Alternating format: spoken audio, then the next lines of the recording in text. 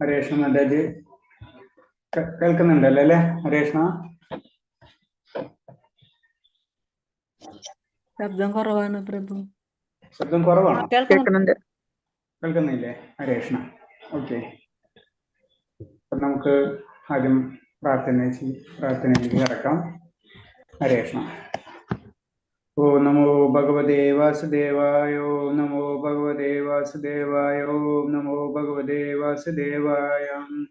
നാരായണം നമസ്കൃത്യം നരം ചൈവ നരോത്തമം ദേവീം സരസ്വതി വ്യാസം തതോ ജയമുദിരേത്. നഷ്ടപ്രയേഷു ഭദ്രേഷു നിത്യം ഭാഗവത സേവേ ഭാഗവതോത്തമസ്തോഭ്യ ഭക്തി ഭാവിനഷ്ട മുഖം കരോതി വാചാലം പങ്കും ലംഘയതേ ഗിരിയത് കൃപതമഹം വന്ദേ പരമാനന്ദ മാധവം ശ്രീഗുരു ദീനചാരിണം ശ്രീചൈതന്യമീശ്വര വജ്ഞാനതിമിരാഞ്ജസ ജ്ഞാനാഞ്ജലശലാകേ ചക്ഷുർമിലിതം യേന തസ്മൈ ശ്രീഗുരുവേ നമഃ. ശ്രീചൈതന്യമനോഭീഷ്ടം സ്ഥാപിതം യേന ഭൂതലെ സ്വയം രൂപകഥാമഹ്യം ദദാതി സ്വഭാന്തികം. വന്ദേഹം ശ്രീഗുരു ശ്രീയുതപദകമലം ശ്രീഗുരും വൈഷ്ണവാംശ ശ്രീരൂപം സാഗരജാതം സഹന രഘുനാഥാനിതം തം സജീവം സാദേവം സാവധൂതം പരിജന സഹിതം കൃഷ്ണ ചൈതന്യദേവം ശ്രീരാധാകൃഷ്ണപാദാൻ സഹനലളിത ശ്രീ വിശാഖാനിം തം സ. ഹേ കൃഷ്ണ കരുണാ സിന്ധു ദീനബന്ധു ജഗത്പതേ ഗോപേശ ഗോപിക കാന്ത രാധാകാന്ത നംസുതപ്തകാഞ്ജന ഗൗരാംഗി രാധേ വൃന്ദാവനേ ശ്രീകൃഷ്ണമാനസുതേ ദേവി പ്രണമാമി ഹരിപ്രിയ വാഞ്ചകൽപതരൂപ ച കൃപാ സിന്ധേവ ച പദനാം ഭാവനേഭ്യോ വൈഷ്ണവേഭ്യോ നമോ നമ. നമോ വിഷ്ണുപദായ കൃഷ്ണപൃഷ്ഠായ ഭൂതലേ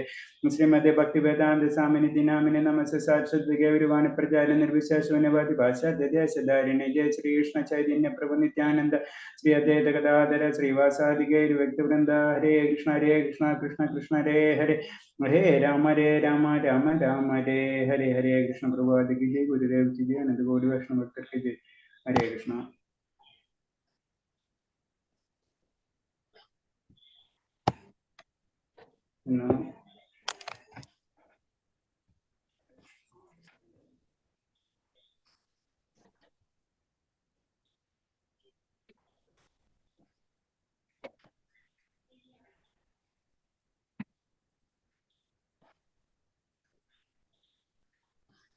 നമ്മള് ഏതുവരെ എടുത്തെന്ന് വല്ല ഓർമ്മയുണ്ടോ? ശ്ലോകം 11-ാമത്തേല് 11-ാമത്തേത് എത്രാമത്തെ ശ്ലോകം മുതൽ? 16 കഴിഞ്ഞല്ലേ? ഓക്കെ.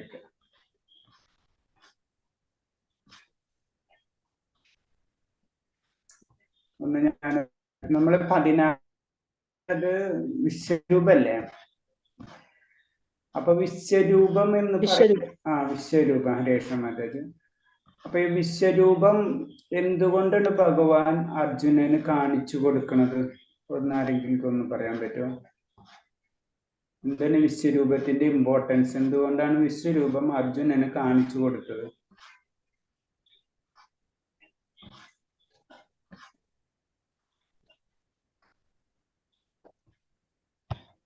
ഹരേഷ്ണ. അർജുനന് ആഗ്രഹം ഉണ്ടായിരുന്നു. പിന്നെ അത് മാത്രമല്ല, ഭഗവാന്റെ വിശ്വരൂപത്തിൽ നിന്നാണ് അർജുനന് ആഗ്രഹം ഉണ്ടായിരുന്നു, അത് ശരിയാണ്. പിന്നെ എന്താ കാര്യങ്ങള്?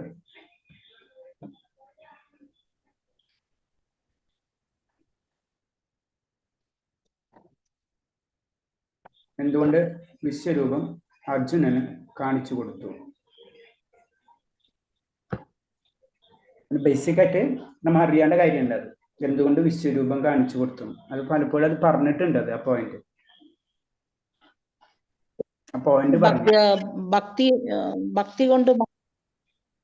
ഭക്തിയുത സേവനം കൊണ്ട് മാത്രമേ ഭഗവാന്റെ രൂപം സാധിക്കുകയുള്ളൂ. ഒരു ഭക്തൻ, അതായത് ഭക്തിയോഗം കൊണ്ട്, അതായത് പിന്നെ ഭക്തിയുത സേവനം കൊണ്ട് മാത്രം എല്ലാവർക്കും അത് ഭഗവാന്റെ വിശ്വരൂപമൊന്നും കാണാൻ കഴിയില്ല. അത് ശരിയാ. പിന്നെയുണ്ട് പോയിന്റ്. അർജുനന്റെ എല്ലാ സംശയങ്ങളും അതോടുകൂടി നീങ്ങാണ് ചെയ്യുന്നത്. ഭഗവാന്റെ വിശ്വരൂപങ്ങളോട് വിശ്വരൂപം കാണുന്നോണ്ട് അർജുനന്റെ എല്ലാ സംശയങ്ങളും മാറുന്നുണ്ട്. പിന്നെ അർജുനന്റെ നമുക്കറിയാവുന്നതാണ്. പിന്നെ എടുക്കുമ്പോൾ അറിയാം, ആദ്യം തന്നെ ആശ്ചര്യമായിരുന്നു, പിന്നെ ഭയാനകാവും, അങ്ങനത്തെ ഒക്കെ ഒരു ലെവലിലേക്ക് അർജുനൻ മാറിപ്പോണുണ്ട്. അപ്പൊ ആദ്യം സുഹൃത്തിനെ പോലെ കണ്ടിരുന്നത്, പിന്നീട് മനസ്സിലാവുന്ന സുഹൃത്തല്ല ശരിക്കും പരമാത്മാവ് എന്താണെന്ന് അർജുനന് മനസ്സിലാവുന്ന രംഗണക്കിന് ഇതില്. ഇതല്ലാണ്ട് മെയിൻ ആയിട്ട് ഒരു പോയിന്റ് ഉണ്ട്.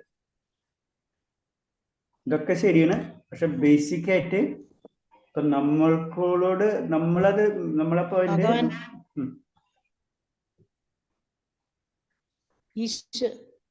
ഭക്തനാണ്, ഭക്തൻ. അർജുനൻ എന്റെ മാതാജി പറഞ്ഞ കുറച്ച് പോയിന്റ് ശരിയാ, ഭക്തനാണ്. അല്ലാണ്ട് പിന്നെ ഒരു പോയിന്റ് കൂടെ പറഞ്ഞില്ലേ?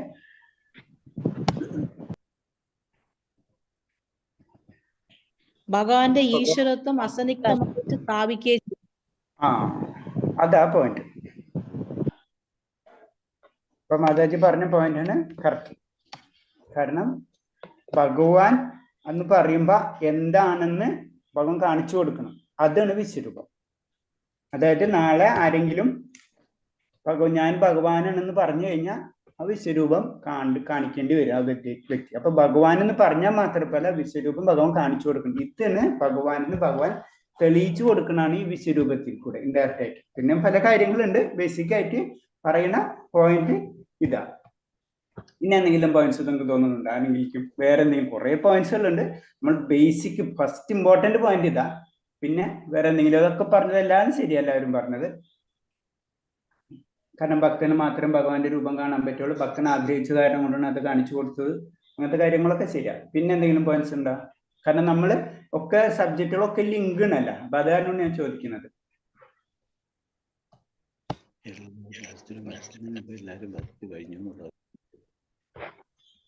ഹരേഷ്ണ ഓക്കെ, കുഴപ്പമില്ല. അപ്പൊ നമ്മൾ പോയിന്റ് നമ്മൾ പറഞ്ഞ് കറക്റ്റായിട്ട് മാതാജി കറക്റ്റ്. അത് കാരണം എന്ന് വെച്ച് കഴിഞ്ഞാൽ ഭഗവാൻ എന്താണെന്ന് ഭഗവാൻ കാണിച്ചു കൊടുക്കുന്നതാണ് വിശ്വരൂപം. അതാണ് വേണ്ടത്. ഇനി നമുക്ക് ശ്ലോകത്തിലേക്ക് കിടക്കാം. 17ാമത്തെ ശ്ലോകം എടുക്കേണ്ടതെന്ന് 16 കഴിഞ്ഞിട്ട് 17 അല്ലേ? അതെ. ശരി മാതാജി വായിച്ചിരിക്കും 17ാമത്തെ ശ്ലോകം. ഹരേ കൃഷ്ണ. കിരീടിനം ഗതിനം ചക്രിണം ചാശീം സർവതോ ദീപ്തിമന്തം പശ്യാമി ത്വം ദുർനിരീക്ഷം സമന്തം ദീപ്താനലാർക്കാദ്യുതപ്രമേയം. ആളിക്കത്തുന്ന അഗ്നിയുടെയും മധ്യാഗ്ന സൂര്യന്റെ പ്രകാശം പോലെ ചുഴെ പരക്കുന്നതും കണ്ണഞ്ചിപ്പിക്കുന്നതുമായ മഹാജ്യോതിസുകൊണ്ട് ദുർദൃശ്യമാണ് അങ്ങയുടെ ഈ രൂപം. എങ്കിലും അനേക വിധത്തിലുള്ള കിരീടങ്ങളും ഗദകളും ചക്രങ്ങളും ധരിച്ച് തേജോമയമായ ഈ രൂപം ഞാൻ എവിടെയും കാണുന്നു. ഹരിബോൾ. ഹരേ കൃഷ്ണ. അപ്പൊ ഇതില് ഭഗവാന്റെ രൂപം തന്നെയാണ് പറയുന്നത് അല്ല, നമുക്ക് മനസ്സിലാവുന്നത്. ആളിക്കത്തുന്ന അഗ്നിയുടെയും മധ്യാഹ്ന സൂര്യന്റെയും പ്രകാശം പോലെ ചുഴപ്പെരുക്കുന്നതും കണ്ണഞ്ചിപ്പിക്കുന്നതുമായ മഹാജ്യോതിസ് കൊണ്ട് ദുർദർശമാണ് അങ്ങയുടെ ഈ രൂപം. എങ്കിലും അനേകം വിധത്തിലുള്ള കിരീടങ്ങളും ഗദങ്ങളും ചക്രങ്ങളും ധരിച്ച് തേജവുമായ രൂപത്തിൽ ഞാൻ എവിടെയും കാണുന്നു. അപ്പൊ അതാണ് ഭഗവാൻ അർജുനനായ ദിവ്യദൃഷ്ടി കൊടുത്ത കാരണം കൊണ്ട് ഭഗവാൻ അർജുനന് ദിവ്യദൃഷ്ടി കൊടുത്ത കാരണം കൊണ്ടാണ് ആ രൂപം ഇത്രയും വലിയ രൂപമാണ് ശരിക്കും. അപ്പൊ ആളിക്കത്തുന്ന അഗ്നി എന്നൊക്കെ പറയുമ്പോ മധ്യാഹ്നസൂര്യന്റെ പ്രകാശം, അതൊക്കെ എല്ലാം കൂടെ ഉൾക്കൊള്ളുന്നതാണ് ഭഗവാൻ. അപ്പൊ ആ രൂപം അർജുനൻ കാണാനാണ്. അപ്പൊ ഇനി നമുക്കൊരു ഇതൊക്കെ സെയിം, ജസ്റ്റ് അതില് ഭാവാർത്ഥങ്ങൾ അധികമില്ല, ഒക്കെ വിവർത്തനം മാത്രമേ ഉള്ളൂ. അപ്പൊ നമുക്ക് 18ഉം 19ഉം 20ഉം കൂടെ വായിക്കാം. ഇത് നമ്മൾ ജസ്റ്റ് സ്പീഡിൽ വായിച്ചു പോവാം. ഇത് ഈ അധ്യായത്തില് ഇപ്പൊ ഇതില് വേറെ ഇതിൽ പറയണില്ല. ഭഗവാൻ ആ രൂപം കാണുമ്പോൾ അർജുനൻ കാണുന്ന ഓരോ രൂപങ്ങളെ പറ്റി വർണ്ണിക്കുന്നതാണ്. അല്ലാണ്ട് പ്രത്യേകിച്ച് ഈ ശ്ലോകങ്ങളിൽ മീനിങ്ങൾ ഇല്ല. നമുക്ക് ഇപ്പൊ ഇനി 18ാമത്തെ ശ്ലോകം വായിക്കാം. 18ഉം 19ഉം വായിച്ചിരിക്കും. ഹരേ കൃഷ്ണ. ത്വമക്ഷരം പരമം വേദിതവ്യം ത്വമസ്യ വിശ്വസ്യ പരം നിധാനം ത്വമവ്യയ ശാശ്വത ധർമ്മഗോപ്ത സനാതനസ്ത്വം പുരുഷോ മതോ മേ.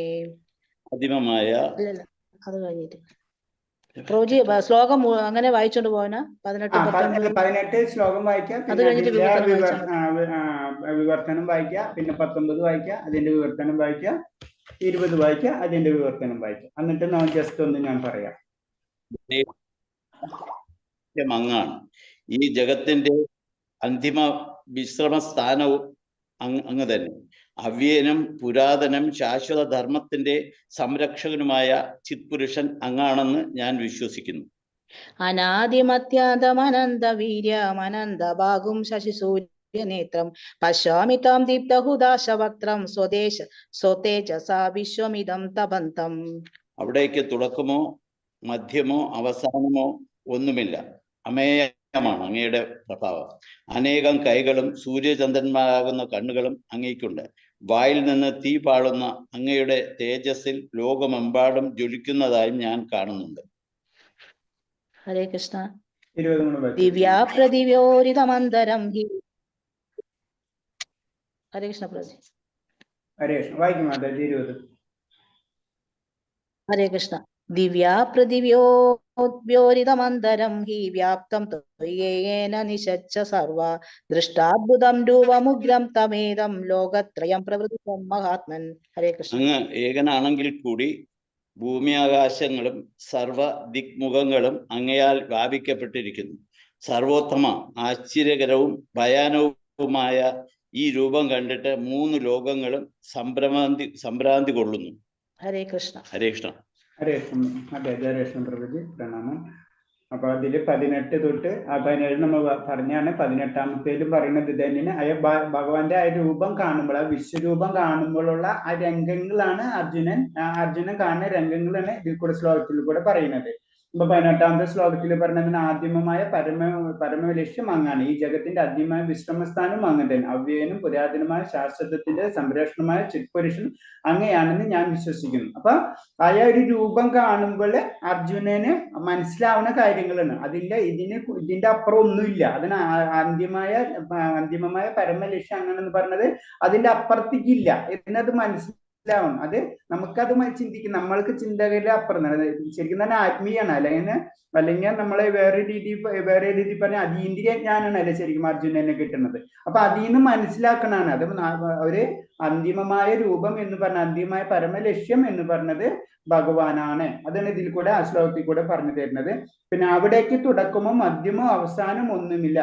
അമേയമാണ് അങ്ങയുടെ പ്രഭ. അനേകം കൈകളും സൂര്യചന്ദ്രന്മാരുടെ കണ്ണുകളും അങ്ങേക്കുണ്ട്. വായിൽ നിന്ന് തീ പാളുന്നു.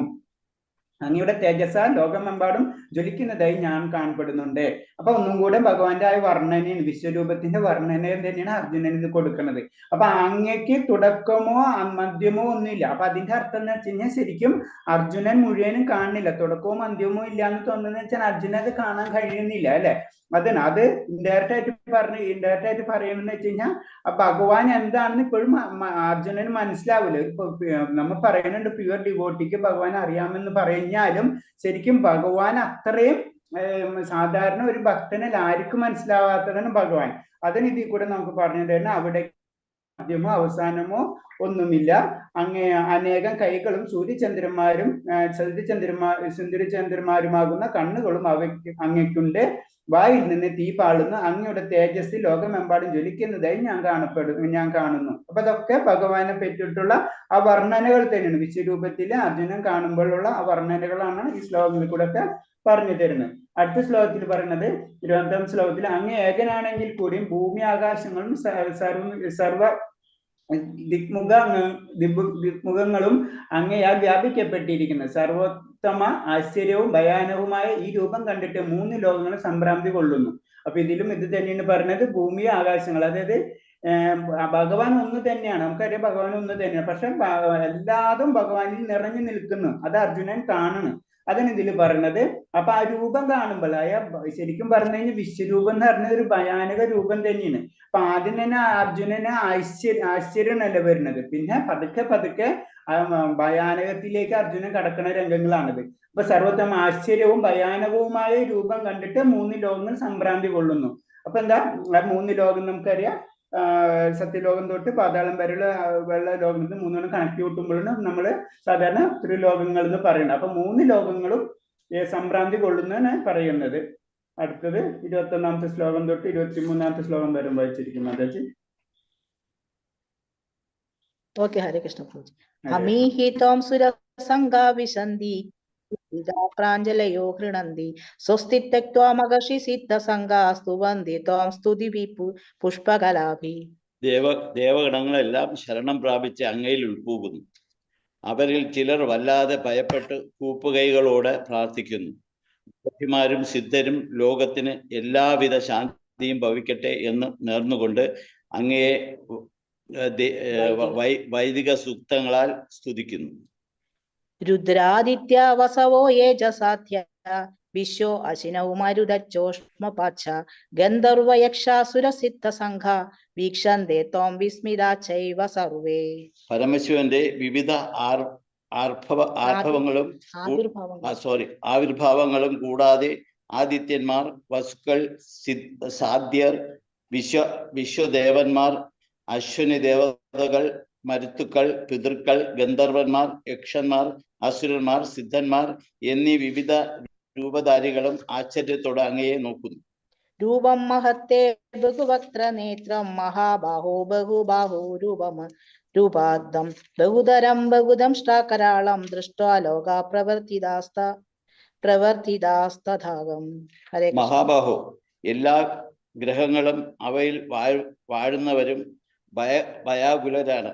അനേകം മുഖങ്ങളും കാലുകളും ഉദരങ്ങളും അസംഖ്യം ഭീകര ദൃഷ്ടങ്ങളുമുള്ള അങ്ങയുടെ ഈ വിശ്വരൂപം കണ്ടിട്ട് സർവ്വലോക നിവാസികളും ഞാനും അസ്വസ്ഥരാകുന്നു.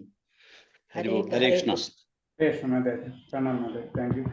അപ്പൊ ഇതില് ആദ്യത്തെ ശ്ലോകത്തിൽ 21-ാമത്തിൽ പറഞ്ഞത് ദേവഗണങ്ങളെല്ലാം ശരണം പ്രാപിച്ച് അങ്ങയിൽ ഉൾപ്പോകുന്നു. അവരിൽ ചിലർ വല്ലാതെ ഭയപ്പെട്ട് കൂപ്പുകൈകളോടെ പ്രാർത്ഥിക്കുന്നു. മഹർഷിമാര് സിദ്ധരും ലോകത്തിൽ എല്ലാവരുടെയും ശാന്തി ഭവിക്കണം എന്ന് നേർക്കൊണ്ട് അങ്ങനെ വൈദിക സൂത്രങ്ങൾ ശ്രദ്ധിക്കുന്നു. അപ്പൊ ഇതിൽ നിന്നൊക്കെ നമുക്ക് മനസ്സിലാക്കാന്ന് വെച്ച് കഴിഞ്ഞാൽ അർജുനൻ മാത്രമല്ല കാണുന്നത്, ഭഗവാന്റെ ആ വിശ്വരൂപം പല സിദ്ധരും മഹർഷിമാരൊക്കെ കാണുന്നുണ്ട്. അതാണ് ഈ ശ്ലോകത്തിൽ കൂടെ നമുക്ക് പറഞ്ഞു തരണം. നമ്മൾ മാത്രമല്ല, അർജുനൻ മാത്രമല്ല ഇത് കാണുന്നത്, മറ്റുള്ള സ്വർഗത്തിലെ നിവാസികൾ, പ്രത്യേകിച്ച് മഹർഷിമാർ, സിദ്ധരും. അതിന് 22-ാമത്തെ ശ്ലോകത്തിൽ പറഞ്ഞത് ആരൊക്കെ കാണുന്നുണ്ട്? പരമശിവന്റെ വിവിധ ആവിർഭാവങ്ങളും കൂടാതെ ആദിത്യന്മാർ, വസുക്കൾ, സാധ്യർ, വിശ്വദേവന്മാർ, അശ്വിനി ദേവതകൾ, മരുത്തുക്കൾ, പൃഥുക്കൾ, ഗന്ധർവന്മാർ, യക്ഷന്മാർ, അസുരന്മാർ, സിദ്ധന്മാർ എന്നീ വിവിധ രൂപാദികളും ആശ്ചര്യത്തോടെ അങ്ങയെ നോക്കുന്നു. അപ്പൊ ഇവരും ഭഗവാനെ കാണുന്നുണ്ട്. ആ വിശ്വരൂപം അർജുനൻ മാത്രമല്ല, ഇവരൊക്കെ വിശ്വരൂപം കാണും. അതായത് സ്വർഗവാസികളൊക്കെ കാണുന്നുണ്ട്. പിന്നെ അടുത്തത് ആരൊക്കെ കാണുന്നുണ്ട്? മഹാബാഹു, എല്ലാ ഗ്രഹങ്ങളും അവയിൽ വാഴുന്നവരും ഭയാലുകരാണ്. അനേകം മുഖങ്ങളും കാലുകളും ഉദരങ്ങളും അസംഖ്യം ഭീകര ദഷ്ടങ്ങളുമുള്ള അങ്ങയുടെ വിശ്വരൂപം കണ്ടിട്ട് സർവ്വലോക നിവാസികളും ഞാനും അസ്വസ്ഥരാകുന്നു. അപ്പൊ ഈ രൂപം കണ്ടിട്ട് എല്ലാ ലോക നിവാസികളും. അപ്പൊ അതിന്റെ അർത്ഥം എന്ന് വെച്ച് കഴിഞ്ഞാല് ഭഗവാനെ കാണുന്നത് വെച്ച് കഴിഞ്ഞാൽ എല്ലാവർക്കും ഭഗവാനെ കാണാൻ പറ്റില്ല. പക്ഷെ ഈ വിശുദ്ധര് അവർക്ക് കാണാൻ പറ്റുന്നുണ്ടെന്ന് പറഞ്ഞു. സ്വർഗവാസികൾക്ക് കണ്ടിട്ടുണ്ട് എല്ലാവരും പറഞ്ഞു. അപ്പൊ ചില സമയത്ത് ഇപ്പൊ അടുത്ത ശ്ലോകങ്ങളിൽ വരും, അവര് ഇതുപോലെ തന്നെ അസുരന്മാരെ കാര്യം വരുമ്പോൾ അസുരന്മാർക്ക് ഭഗവാനെ കാണാൻ പറ്റില്ല. അപ്പൊ നമുക്കറിയാം, വലിയൊരു കൊടുങ്കാറ്റ് വരുമ്പോൾ നമ്മൾ ആ പേടിക്കണ പോലെയാണ് അടുത്ത രംഗം. അത് നമുക്ക് പറയാം.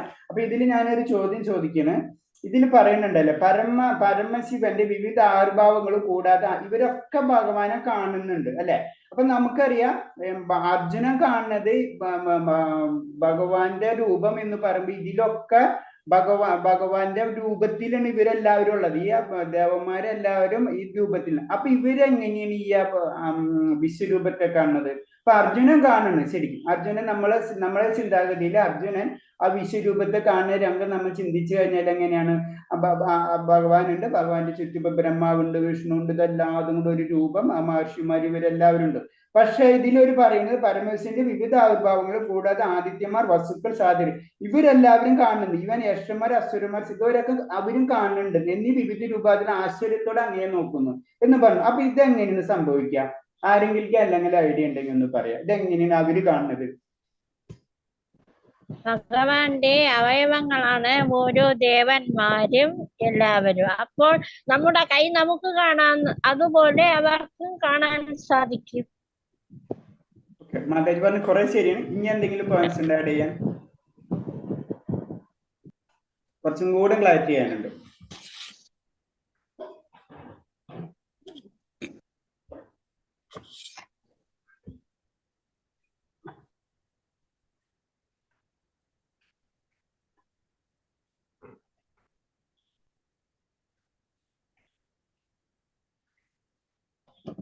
എന്തെങ്കിലും ഒരു വേറെ പോയിന്റ്സ് ഉണ്ടോ?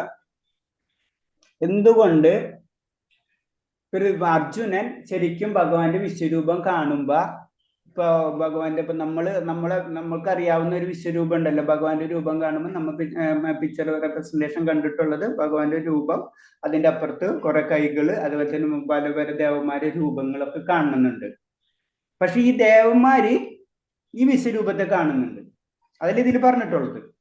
അപ്പൊ അതെങ്ങനെ കാണുന്നു?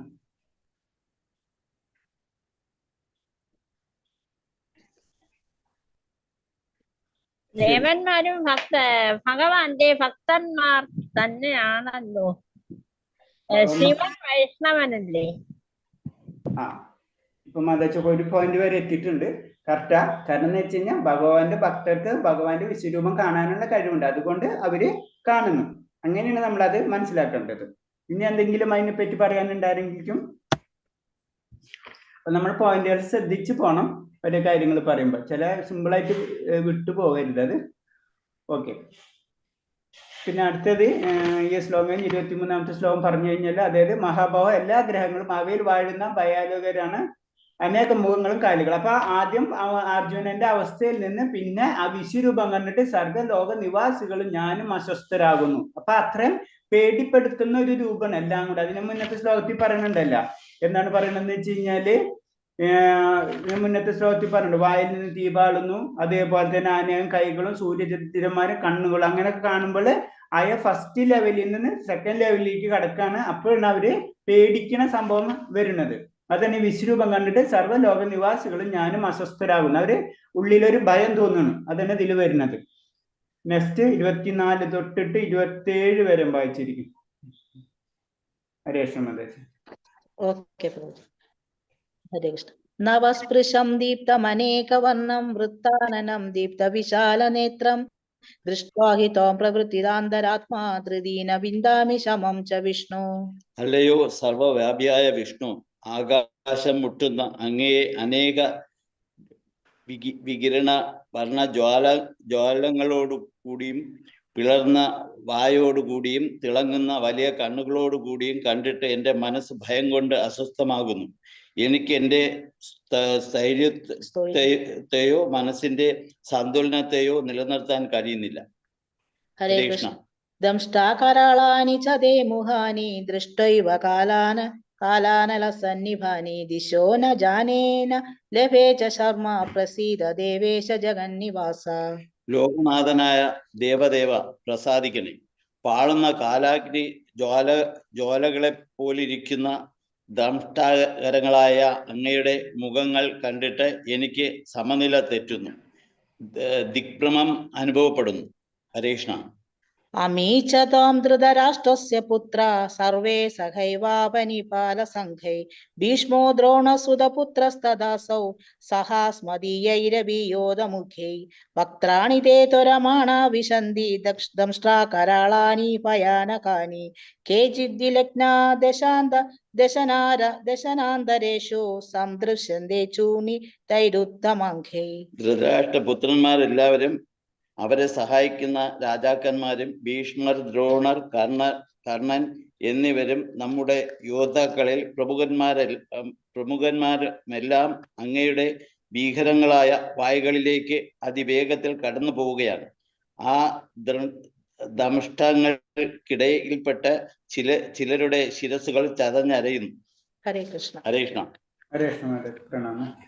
അപ്പൊ ഇതിൽ പറയുന്നത് 24 തൊട്ട് 27 ആയ ഭയത്തിന്റെ കാര്യങ്ങളാണ് പറയുന്നത്. ഭയവും കൂടാതെ അത് നമ്മൾ അതിൽ പറയുന്നുണ്ടല്ലോ, അർജുനനോട് ഭഗവാൻ പറയുന്നുണ്ട്, നീ ഒരു ഉപകരണം മാത്രമേ ഉള്ളൂ, കാലം അതിനനുസരിച്ച് എല്ലാതും കഴിഞ്ഞു എന്ന്. അപ്പൊ അതിൽ നിന്നാണ്, കാരണം അത് വിശ്വരൂപം കാണുമ്പോഴാണ് അർജുനന് മനസ്സിലാവുന്നത്. കാരണം ഈ കർണരായാലും ദ്രോണരായാലും ഭീഷ്മർ ആൾറെഡി മരിച്ചു കഴിഞ്ഞു എന്ന് ഈ ശ്ലോകത്തിൽ കൂടി നമുക്ക് മനസ്സിലാക്കാൻ പറ്റും. അപ്പൊ അർജുനൻ അതിന്റെ ഒരു ഉപകരണം മാത്രമാണ്, അത് കാലത്തിനനുസരിച്ച് കടന്നു. അതാണ് വിശ്വരൂപത്തിൽ കൂടെ അർജുനൻ മനസ്സിലാക്കുന്നത് തന്നെ. അപ്പൊ ആദ്യത്തെ 24-ാമത്തെ ശ്ലോകത്തിൽ പറഞ്ഞത്, അല്ലയോ സർവ്വവ്യാപിയായ വിഷ്ണു, ആകാശം മുട്ടുന്ന അങ്ങയെ അനേകം വികരണ വർണ്ണജാലങ്ങളോടെ കൂടിയും പിളർന്ന വായോടുകൂടിയും തിളങ്ങുന്ന വലിയ കണ്ണുകളോട് കൂടിയും കണ്ടിട്ട് എൻ്റെ മനസ്സ് ഭയം കൊണ്ട് അസ്വസ്ഥനാകുന്നു. എനിക്ക് എൻ്റെ സ്ഥൈര്യത്തോടെ മനസ്സിന്റെ സന്തുലനത്തെയോ നിലനിർത്താൻ കഴിയുന്നില്ല. അപ്പൊ അർജുനനെ പേടിച്ചിട്ട് മനസ്സ് ആകെ വിഭ്രാന്തിയിലേക്ക് വന്നുകൊണ്ടിരിക്കണം. ആ രംഗാണ് ഈ ശ്ലോകത്തിൽ കൂടെ പറയുന്നത്.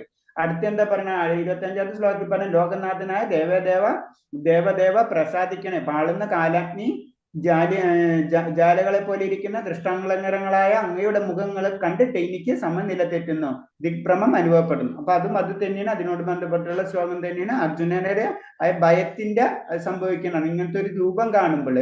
ആദ്യം ഞാൻ പറഞ്ഞു അതൊരു ആശ്ചര്യം പോലെ കാണണം, അത് കഴിഞ്ഞിട്ട് അതിന്റെ ശരിക്കും അതിന്റെ ഫുള്ള് കാണുന്നതോടുകൂടിയാണ് നമുക്ക് അതെന്താണെന്ന് മനസ്സിലാവും. അതാണ് പേടിക്കുന്ന രംഗമാണ് ശരിക്കും 25ാമത്തെ ശ്ലോകത്തിൽ പറയുന്നത്. പിന്നെ 26ഉം 27ഉം പറയുന്നത് ധൃതരാഷ്ട്രപുത്രന്മാരെല്ലാം അവരെല്ലാം സഹായിക്കുന്ന രാജാക്കന്മാരും ഭീഷ്മർ, ദ്രോണർ, കർണർ എന്നിവരും നമ്മുടെ യോദ്ധാക്കളിൽ പ്രമുഖന്മാരെല്ലാം അങ്ങയുടെ ഭീകരങ്ങളായ വായ്ക്കുള്ളിലേക്ക് അതിവേഗത്തിൽ കടന്നു പോവുകയാണ്. ആ ദൃഷ്ടങ്ങൾക്കിടയിൽപ്പെട്ട് ചിലരുടെ ശിരസ്സുകൾ ചതഞ്ഞ് അരയുന്നു. അപ്പൊ ഇത് തന്നെയാണ്, അപ്പൊ പറഞ്ഞ പോയിന്റ് തന്നെയാണ്. കാരണം ഇതൊക്കെ ആൾറെഡി സംഭവിച്ചു കഴിഞ്ഞു. കാരണം അർജുന യുദ്ധം ചെയ്യുന്നതിന് മുന്നെയാണ് ശരിക്കും വിശ്വരൂപം കാണുന്നത്. നമുക്കറിയാവുന്നതല്ല, അങ്ങനെയല്ല കൊണ്ടു നിർത്തുന്നത്. പക്ഷെ വിശ്വരൂപത്തിൽ എന്താ കാണുന്നത് അർജുനൻ? ഇതൊക്കെ കഴിഞ്ഞ കാര്യങ്ങളാണ്. കാലം അങ്ങനെയാണ്, കാലത്തിന്റെ കാര്യമാണ്. അപ്പൊ കാലം എന്ന് പറഞ്ഞത് ഭഗവാനെന്ന് കൂടിയാണ് ഇതിൽ കൂടി നമുക്ക് മനസ്സിലാക്കുന്നത്. അപ്പൊ കാലത്തെ നിയന്ത്രിക്കാൻ ഭഗവാന് കഴിയും. അപ്പൊ അതാണ് കാരണം. ശരിക്കും വേറെ രീതി കാണുന്നത് കഴിഞ്ഞ കാര്യമാണ് ശരിക്കും അർജുനൻ കാണുന്നത്. അതാണ് ഇതിന്റെ പ്രത്യേകത. നമ്മൾ ഈ ശ്ലോകത്തിന്റെ ഏറ്റവും ഇമ്പോർട്ടൻസ് എടുക്കേണ്ടതെന്ന് പറഞ്ഞു കഴിഞ്ഞാൽ കഴിഞ്ഞ കാലം വിശ്വരൂപം കാണുന്നത്. യുദ്ധം ചെയ്യുന്നതിന് മുന്നേ തന്നെ യുദ്ധം കഴിഞ്ഞു. അപ്പൊ അത്രയും ഇമ്പോർട്ടൻസ്. ഇതൊക്കെയാണ് ഈ ഭഗവതിയുടെ ഏറ്റവും മറ്റുള്ളവർക്കാർക്കും മനസ്സിലാവാത്ത രീതിയിലുള്ള ഗൂഢമായിട്ടുള്ള നിർദ്ദേശങ്ങൾ കൊടുത്തിട്ടുള്ള ശ്ലോകങ്ങളാണ്. കഴിയണേലും നമ്മൾ യുദ്ധം ചെയ്യണതിന് മുന്നേ യുദ്ധം കഴിഞ്ഞു. അതായത് അർജുനൻ യുദ്ധം തുടങ്ങാൻ പോണുള്ളൂ അല്ലെ, അതിനു മുന്നേ വിശ്വരൂപം കാണിക്കുന്നത്. പക്ഷെ അതിനെ മുന്നേ വിശ്വരൂപം കാണുമ്പോഴാണ് മനസ്സിലാക്കുന്നത് അത് ആൾറെഡി കഴിഞ്ഞ കാര്യമാണെന്ന്. അപ്പൊ അതാണ് അർജുനനോട് ഭഗവാൻ പറയണത്. അത് തന്നെ നീ ഇതിന് ഉപകാരമാണ്, ഇതൊക്കെ എല്ലാം കഴിഞ്ഞു എന്ന് ഇൻഡയറക്റ്റ് ആയിട്ട് പഴയ നമ്മൾ ഇനിഷ്യൽ സ്റ്റേജിലുള്ള ശ്ലോകങ്ങൾ പറഞ്ഞു. അതും ഭഗവാൻ കാണിച്ചു കൊടുക്കണം വിശ്വരൂപത്തിൽ കൂടെ. അതാണ് ഈ രംഗങ്ങൾ പറയുന്നത്. അപ്പൊ അത്രയും ഇമ്പോർട്ടൻസ് ഉണ്ട് ഈ ശ്ലോകങ്ങൾക്ക്. നമ്മളത് വളരെ ശ്രദ്ധിച്ചാൽ അറിയാം. നമുക്ക് അതിന്റെ ഓരോ മൈന്യൂട്ടായിട്ട് എടുത്ത് നോക്കണത്. പിന്നെ 28ാമത്തെ ശ്ലോകം 28 തൊട്ട് 31 വരെ വായിച്ചു മാതാജി. ഹരേ കൃഷ്ണ. അതിലൊന്നും സിമ്പിളാ. യഥാ നദീനാ ബഹവോ അംബുവേഹ സമുദ്രമേഭാ വിമുഖാ ദ്രവന്തി തഥാ തവാമി നരലോകവീര വിശന്തി വക്ത്രാണി അപി വിജ്വലന്തി. ഹരേ കൃഷ്ണ. നദീ പ്രവാഹങ്ങളെല്ലാം സമുദ്രത്തിലേക്ക് തന്നെ പാഞ്ഞൊഴുകുന്നത് പോലെ ജ്വലിച്ചുകൊണ്ട് ഈ യോദ്ധാക്കൾ അങ്ങയുടെ വായുകളിലേക്ക് കടക്കുന്നു. ഹരേ കൃഷ്ണ. യഥാ പ്രദീപ്തം ജ്വലനം പതംഗ വിശന്തി നാശായ സമൃദ്ധവേഗ തദേവ നാശായ വിശന്തി ലോകാസ്തപാപി വക്ത്രാണി സമൃദ്ധവേഗ. ഈയാപ്പാറ്റകൾ അതിവേഗത്തിൽ പറന്നു വന്ന് എങ്ങനെ കത്തി എരിയുന്ന തീയിൽ വീഴുന്നുവോ അങ്ങനെ ഇവരെല്ലാം അങ്ങയുടെ വക്ത്രങ്ങളിൽ വായുകളിൽ വീണ് നശിക്കുന്നു. ലേലീഹസേഗ്രസമാനാ സമാന്ത ലോകാൻ സമഗ്രാൻ വദനേ ജ്വലദ്ഭിഃ തേജോഭിരാപുര്യ ജഗത് സമഗ്രം ഭാസസ്തവേകാഗ്ര പ്രതപന്തി വിഷ്ണു. ഹേ വിഷ്ണു, ചുറ്റുപാടുമുള്ള ജനങ്ങളെ തീയാളുന്ന വായുകളിൽ അങ്ങ് വിഴുങ്ങുന്നത് ഞാൻ കാണുന്നു. അങ്ങയുടെ തേജസ് കൊണ്ട് പ്രപഞ്ചത്തെ ആവരണം ചെയ്തുകൊണ്ട് ഉഗ്രവും ദയിപ്പിക്കുന്നതുമായ കിരണങ്ങളോട് കൂടി അവിടുന്ന് കാണപ്പെടുന്നു. ആഹ്യാഗിമേകോ ഭവനാനുഗ്രഹരൂപോ നമോസ്തു ദേവവര പ്രസീദ വിജ്ഞാതുമിച്ഛാമി ഭവന്തമാദ്യം നഹി പ്രജനാമി തവ പ്രവൃത്തിം. ദേവാദിദേവ ഉഗ്രമൂർത്തെ, അങ്ങ് ആരാണെന്ന് പറഞ്ഞു തരൂ, ഞാൻ പ്രണമിക്കുന്നു. എന്നിൽ കനിയണമേ. ആദിപുരുഷനായ അങ്ങയെ എനിക്ക് അറിയണം. അങ്ങയുടെ ദൗത്യം എന്തെന്ന് മനസ്സിലാകുന്നില്ല. ഹരേ കൃഷ്ണ. ഹരേ കൃഷ്ണ. പ്രണാമം. അപ്പൊ ഇതില് അടുത്ത രംഗത്തിലേക്ക് അർജുന അത് തന്നെയാണ്. അപ്പൊ അതിന്റെ കണ്ടിന്യൂഷൻ തന്നെ പറയുന്നത് നദീപ്രവാഹങ്ങളെല്ലാം സമുദ്രത്തിലേക്ക് തന്നെ പാഞ്ഞൊഴുകുന്നത് പോലെ ജ്വലിച്ചുകൊണ്ട് ഈ യോദ്ധാക്കൾ അങ്ങയുടെ വായ്ക്കിലേക്ക് കടക്കുന്നു.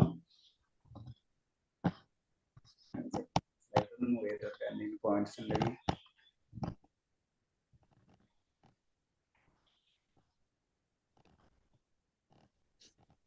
കൃഷ്ണ.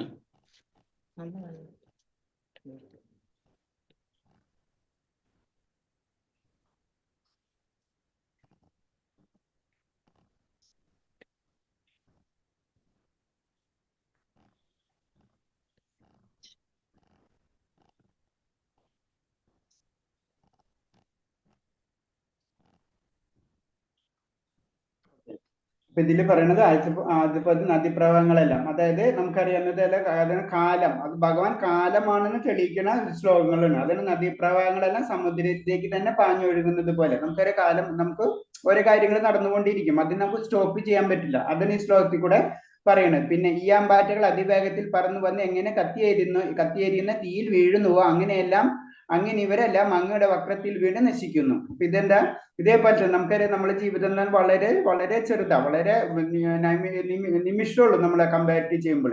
അപ്പൊ അതെന്താ ചെയ്യുന്നത്, നമ്മളെ ഭൗതികമായിട്ടുള്ള ആ ഒരു കാര്യമാണ് ഇതിൽ കൂടെ പറഞ്ഞു. ഭൗതികത്തിൽ നമ്മൾ ചെന്ന് വീഴുന്ന പോലെ നമ്മളെ ആഗ്രഹങ്ങൾ ചെയ്യാൻ പറ്റേക്ക് അറിയില്ല തീ എന്ന് എന്താണെന്ന്. അപ്പൊ തീ വിചാരിക്കുന്ന വെച്ച് കഴിഞ്ഞാല് അതാണ് അതിന്റെ സന്തോഷം, അതിലേക്കാണ് കടക്കുന്നത്, അതാണ് ഭൗതികതയും. അപ്പൊ ഇത് തന്നെയാണ് ഇതിൽ കൂടെ പറഞ്ഞ ഈയാമ്പാറ്റകൾ അതിവേഗത്തിൽ പറന്നു വന്ന് എങ്ങനെ കത്തിയേരുന്ന തീയിൽ വീഴുന്നു, അങ്ങനെ ഇവരെല്ലാം അങ്ങയുടെ വക്രത്തിൽ വീണ് നശിക്കും. ആ കാലചക്രത്തിനാണ് ഉദ്ദേശിക്കുന്നത് ഭഗവാൻ. ആ കാലചക്രത്തിനാണ് ഉദ്ദേശിക്കുന്നത്. കാരണം ജീവാത്മാക്കൾ അല്ലെങ്കിൽ നമ്മുടെ ഭൗതികതയെ ഇൻഡയറക്റ്റ് ആയിട്ട് ഇന്റിമേറ്റ് ചെയ്യണത്, അതിൽ നമ്മൾ ഇങ്ങനെ കറങ്ങിക്കൊണ്ടിരിക്കുകയാണ്. അപ്പൊ ഭഗവാനിന് ഇതിന്റെ എല്ലാത്തിന്റെ കാലം എന്നാണ് ഈ ശ്ലോകത്തിൽ കൂടെ പറഞ്ഞു തരുന്നത്. ഹേ വിഷ്ണു, ചുറ്റുപാടുമുള്ള ജനങ്ങൾ തീയാളുന്ന വായ്ക്കിൽ അങ്ങ് വീഴുന്നത് ഞാൻ കാണുന്നു. അങ്ങയുടെ തേജസ് കൊണ്ട് പ്രപഞ്ചത്തെ ആവരണം ചെയ്തുകൊണ്ട് ഉഗ്രവും ദേവിക്കുന്നതുമായ കിരണങ്ങൾ കൂടി അവിടുന്ന് കാണപ്പെടുന്നു. അപ്പൊ നമുക്കറിയാം ഭഗവാൻ തന്നെയാണ് സൃഷ്ടി സ്ഥിതി സംഹാരം എന്ന് പറഞ്ഞത് ഭഗവാൻ തന്നെയാണ്. അപ്പൊ അതൊരു ഇതിൽ കൂടെ പറഞ്ഞത് പ്രപഞ്ചത്തെ അങ്ങയുടെ തേജസ് കൊണ്ട് പ്രപഞ്ചത്തെ ആവരണം ചെയ്തുകൊണ്ട് ഉഗ്രവും ദേവിക്കുന്നതുമായ കിരണങ്ങളോട് അവിടെ നിന്ന് കാണപ്പെടുന്നു. അപ്പൊ എല്ലാതും സംഹാരവും അത് നമുക്ക് അറിയാവുന്നതാണ്. നമുക്ക് ആദ്യമേ തന്നെ നമ്മൾ ക്ലാസ്സിൽ കേട്ടിട്ടുള്ളതാണ്. കാരണം ഭഗവാൻ തന്നെയാണ് സൃഷ്ടിയും പിന്നെ ഭഗവാനിൽ തന്നെയാണ് എല്ലാതും ഉൾപ്പോകുന്നത്. അപ്പൊ സൃഷ്ടിയും സംഹാരവും ഒക്കെ ഇൻഡയറക്റ്റ് ആയിട്ട് എല്ലാതും ഭഗവാനിൽ കൂടെയാണ് നടക്കുന്നത്. അത് തന്നെയാണ് ഈ ശ്ലോകത്തിൽ കൂടെ പറഞ്ഞു തരുന്നത്.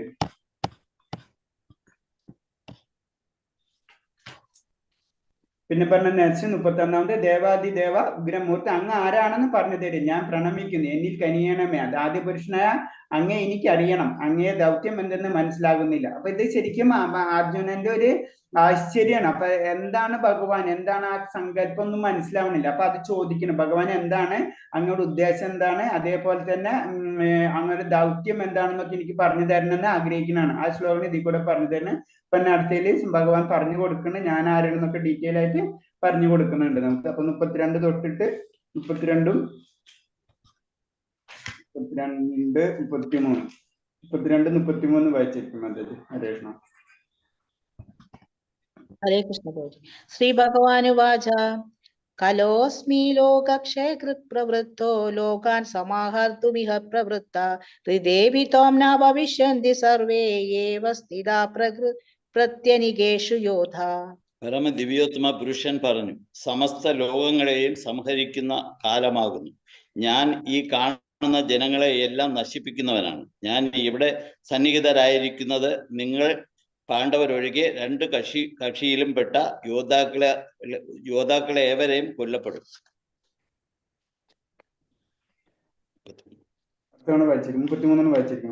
ഹരേ കൃഷ്ണ. ഹരേ കൃഷ്ണ. 33 തസ്മാത് ഉത്തിഷ്ഠ യശോ ലഭസ്വ ജിത്വാ ശത്രുൻ ഭുങ്ക്ഷ രാജ്യം സമൃദ്ധം മാമേവ ഏതേ നിഹതാ പൂർവയേവ നിമിത്തമാത്രം ഭവ സ്വസവ്യസാചിൻ. അതിനാൽ എഴുന്നേൽക്കൂ, പൊരുതി യശസ് നേടാൻ തയ്യാറാകൂ, ശത്രുക്കളെ ജയിച്ചിട്ട് സമൃദ്ധമായ രാജ്യം ഭരിക്കൂ. ഞാൻ അവരെ മുമ്പ് തന്നെ കൊന്നു കഴിഞ്ഞു. നീ കേവലം ഒരു ആയുധമാവുന്നതേയുള്ളൂ. സവ്യസാചിൻ. ദ്രോണം ച ഭീഷ്മം. മതി 32 പിന്നെ വായിക്കാം. അപ്പൊ ഇതിൽ പറയണത് 32ാമത്തെ ശ്ലോകത്തില് പരമദിവ്യോത്തമൻ പറഞ്ഞു, സമസ്ത ലോകങ്ങളുടെയും സംഹരിക്കുന്ന കാലമാകുന്നു ഞാൻ. ഈ കാണുന്ന ജനങ്ങളുടെയും നശിപ്പിക്കുവാനാണ് ഞാൻ ഇവിടെ സന്നിധനായിരിക്കുന്നത്. നിങ്ങൾ പാണ്ഡവരൊഴികെ 2 കക്ഷിയിൽപ്പെട്ട യോദ്ധാക്കുമാരെല്ലാം കൊല്ലപ്പെടും. അപ്പൊ ഇൻഡയറക്റ്റ് ആയിട്ട് നമുക്ക് ഒരു കാര്യം മനസ്സിലായി, ഭഗവാൻ എന്ന് പറഞ്ഞത് കാലമാണ്, അല്ലെ? അതാണ് ഭഗവാൻ ഇതിൽ പറഞ്ഞ കാലമാണ്. അപ്പൊ കാലത്തിൽ നടക്കാത്തതൊന്നുമില്ല, അതിന് ഓരോ കാലഘട്ടത്തിൽ ഓരോന്നും നടന്നുകൊണ്ടിരിക്കും. അപ്പൊ ഇതിൽ പറഞ്ഞത് 2 വർഷത്തിൽ എല്ലാവരും മരിച്ചിരിക്കും, പാണ്ഡവർ ഒഴികെ. അപ്പൊ ഇത് കൺഫേം പറഞ്ഞിരിക്കും. പിന്നെ അടുത്ത ശ്ലോകത്തിൽ എന്താ പറഞ്ഞാല്, അതിനാൽ എഴുന്നേൽക്കൂ പൊരുതി യശസ് നേടാൻ തയ്യാറാവുക, ശത്രുക്കളെ ജയിച്ചിട്ട് സമൃദ്ധമായ രാജ്യം ഭരിക്കും, ഞാൻ അവന്റെ മുന്നേ തന്നെ കൊന്നു കഴിഞ്ഞു, നീ കേവലം ഒരു ആയുധമാവുന്നതേ ഉള്ളൂ.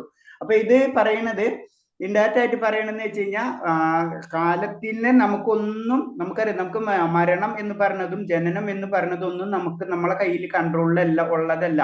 ഇത് കാലത്തിന്റെ ഒരു ചക്രത്തിലുള്ളതാണ്. ആ ചക്രമാണ് ഭഗവാൻ എന്ന് പറഞ്ഞു തരുന്നതാണ്. ആ ചക്രത്തിൽ നമ്മൾ പെടും, നമുക്ക് മരണം ഉണ്ടാവും, ജനനം ഉണ്ടാവും, ഇതൊക്കെ ഇങ്ങനെ കറങ്ങിക്കൊണ്ടിരിക്കും. അപ്പൊ ഇതൊന്നുകൂടെ നമുക്ക് ഡീറ്റെയിൽ ആയിട്ട് നോക്കുമ്പോൾ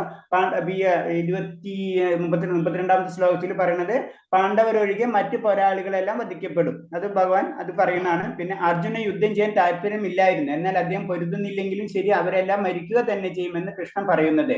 അതാണ് ഭഗവാന്റെ നിശ്ചയം. അർജുന യുദ്ധം ചെയ്യില്ലെങ്കിൽ മറ്റൊരു വിധത്തിൽ ആ മരണം എന്നേ ഉള്ളൂ. അപ്പൊ ഇതില് അത് സംഭവിച്ചു കഴിഞ്ഞു. അപ്പൊ അർജുനൻ അവിടെ റോൾ ഒന്നുമില്ല. ഇപ്പൊ അർജുനൻ അല്ലെങ്കിൽ വേറെ ആളായിരിക്കും, അത് തന്നെയാണ് പറയുന്നത്. പക്ഷെ അതങ്ങനെ അതും സംഭവിക്കില്ല. അത് ഇൻഡയറക്റ്റ് ആയിട്ട് നമ്മളോട് പറഞ്ഞു തരുന്നതാണ്. അത് നടക്കേണ്ട കാര്യം നടക്കേണ്ട സമയത്ത് നടക്കേണ്ട രീതിയിൽ നടന്നിരിക്കുന്നു പറയുന്നത് തന്നെയാണ് അത്. അപ്പൊ അർജുനൻ എന്തായാലും യുദ്ധം ചെയ്യും, അതാണ് ഇതിൽ പറയുന്നത്. പിന്നെ സംഹാരപരമാണ് കാലം, സകല പ്രതിഭാസങ്ങളുടെയും ഭഗവാന്റെ ഹിതം അനുസരിച്ച് മറിഞ്ഞു പോകാനും എത്ര പ്രകൃതി നിയമം. അപ്പൊ നമുക്കറിയാം, അതൊക്കെ നമുക്ക് അറിയാവുന്ന കാര്യങ്ങൾ തന്നെയാണ്. പ്രകൃതി എന്ന് പറയുന്നത് അതിങ്ങനെ കറങ്ങിക്കൊണ്ടിരിക്കണം. അതിൽ സ്ഥിതിയുണ്ട്, സൃഷ്ടിയുണ്ട്, സംഹാരം, ഇതൊക്കെ നടന്നുകൊണ്ടിരിക്കുന്നതാണ് പ്രകൃതി. അത് ഭഗവാന്റെ തന്നെ പാർട്ടാണ്. അപ്പൊ അതിനനുസരിച്ച് നമ്മൾ ജനനവും മരണവും ഇതൊക്കെ ഇതിൽ നടന്നുകൊണ്ടിരിക്കും. അതൊക്കെ നമുക്കറിയാം, നമ്മുടെ ആത്മാവിന് മാത്രം ജനനം മരണം ഇല്ലാത്തുള്ളൂ, ബാക്കിയൊക്കെ നശിച്ചുകൊണ്ടിരിക്കും. അതാണ് ഇൻഡയറക്റ്റ് ആയിട്ട് ഭഗവാൻ ഇതിൽ കാണിച്ചു കൊടുക്കുന്നത് ഈ ശ്ലോകത്തിൽ കൂടെ. അതിനാൽ എഴുന്നേൽക്കൂ, പൊരുതി യശസ് നേടൂ, ശത്രുക്കളെ ജയിച്ചിട്ട് സമൃദ്ധമായ രാജ്യം ഭരിക്കുക, ഞാൻ അവരെ മുന്നേ തന്നെ കൊന്നു കഴിഞ്ഞു, നീ കേവലം ഒരു ആയുധമാവുന്നതേ ഉള്ളൂ, സവിച്ചാൻ. അപ്പൊ ഇത് പറയണത് തന്നെയാണ്. കാരണം ഇതൊക്കെ സംഭവിച്ചു കഴിഞ്ഞു. അപ്പൊ നിന്റെ ഡ്യൂട്ടി മാത്രം നീ ചെയ്യാം, അത് മാത്രമാണ്. കാരണം നമ്മളത് ആ ശ്ലോകം വളരെ ഡീപ്പായിട്ട് ശ്രദ്ധിച്ചു കഴിഞ്ഞു കഴിഞ്ഞാൽ, കാരണം പറഞ്ഞത് കഴിഞ്ഞ കാര്യമാണ് വീണ്ടും അർജുനൻ ചെയ്യുന്നത് ഇൻഡയറക്റ്റ് ആയിട്ട്. കാരണം ആൾറെഡി കഴിഞ്ഞു. അപ്പൊ നമ്മളിന്റെ വളരെ ഡെപ്തിലേക്ക് നോക്കിക്കഴിഞ്ഞാൽ നമുക്കത് മീനിങ് മനസ്സിലാവില്ല. അതാണ് ഇതിന്റെ ഭഗവതിയുടെ ഏറ്റവും ഇമ്പോർട്ടന്റ് ആയിട്ടുള്ള കാര്യങ്ങൾ. നമുക്ക് കഴിഞ്ഞ കാര്യമാണ് ഭഗവാൻ കാണിച്ചു കൊടുക്കുന്നത്, എന്നിട്ടാണ് അർജുന യുദ്ധം ചെയ്യാൻ പോണത്. അപ്പൊ അതൊക്കെ നമ്മൾ അതെന്താണെന്നൊക്കെ ഡീറ്റെയിൽ ആയിട്ട് നമുക്ക് പഠിക്കേണ്ട സബ്ജക്റ്റുകളാണ് അതൊക്കെ. പിന്നെ സവിശ്ച എന്ന് പറഞ്ഞു കഴിഞ്ഞാൽ അമ്പെയ്ത് അതിവേഗ അർജുനന്റെ വേറൊരു പേരാണ്. പിന്നെ ഭഗവാന്റെ പരിപാടി അനുസരിച്ച് ഈ പ്രപഞ്ചം ഒട്ടാകെ നീങ്ങിക്കൊണ്ടിരിക്കുന്നു. ഒരു പരിപാടിയും ഇല്ലാതെയാണ് ഈ നീക്കത്തിന് അറിവില്ലാത്ത മൂഢന്മാർ മാത്രമേ കരുതുന്നുള്ളൂ.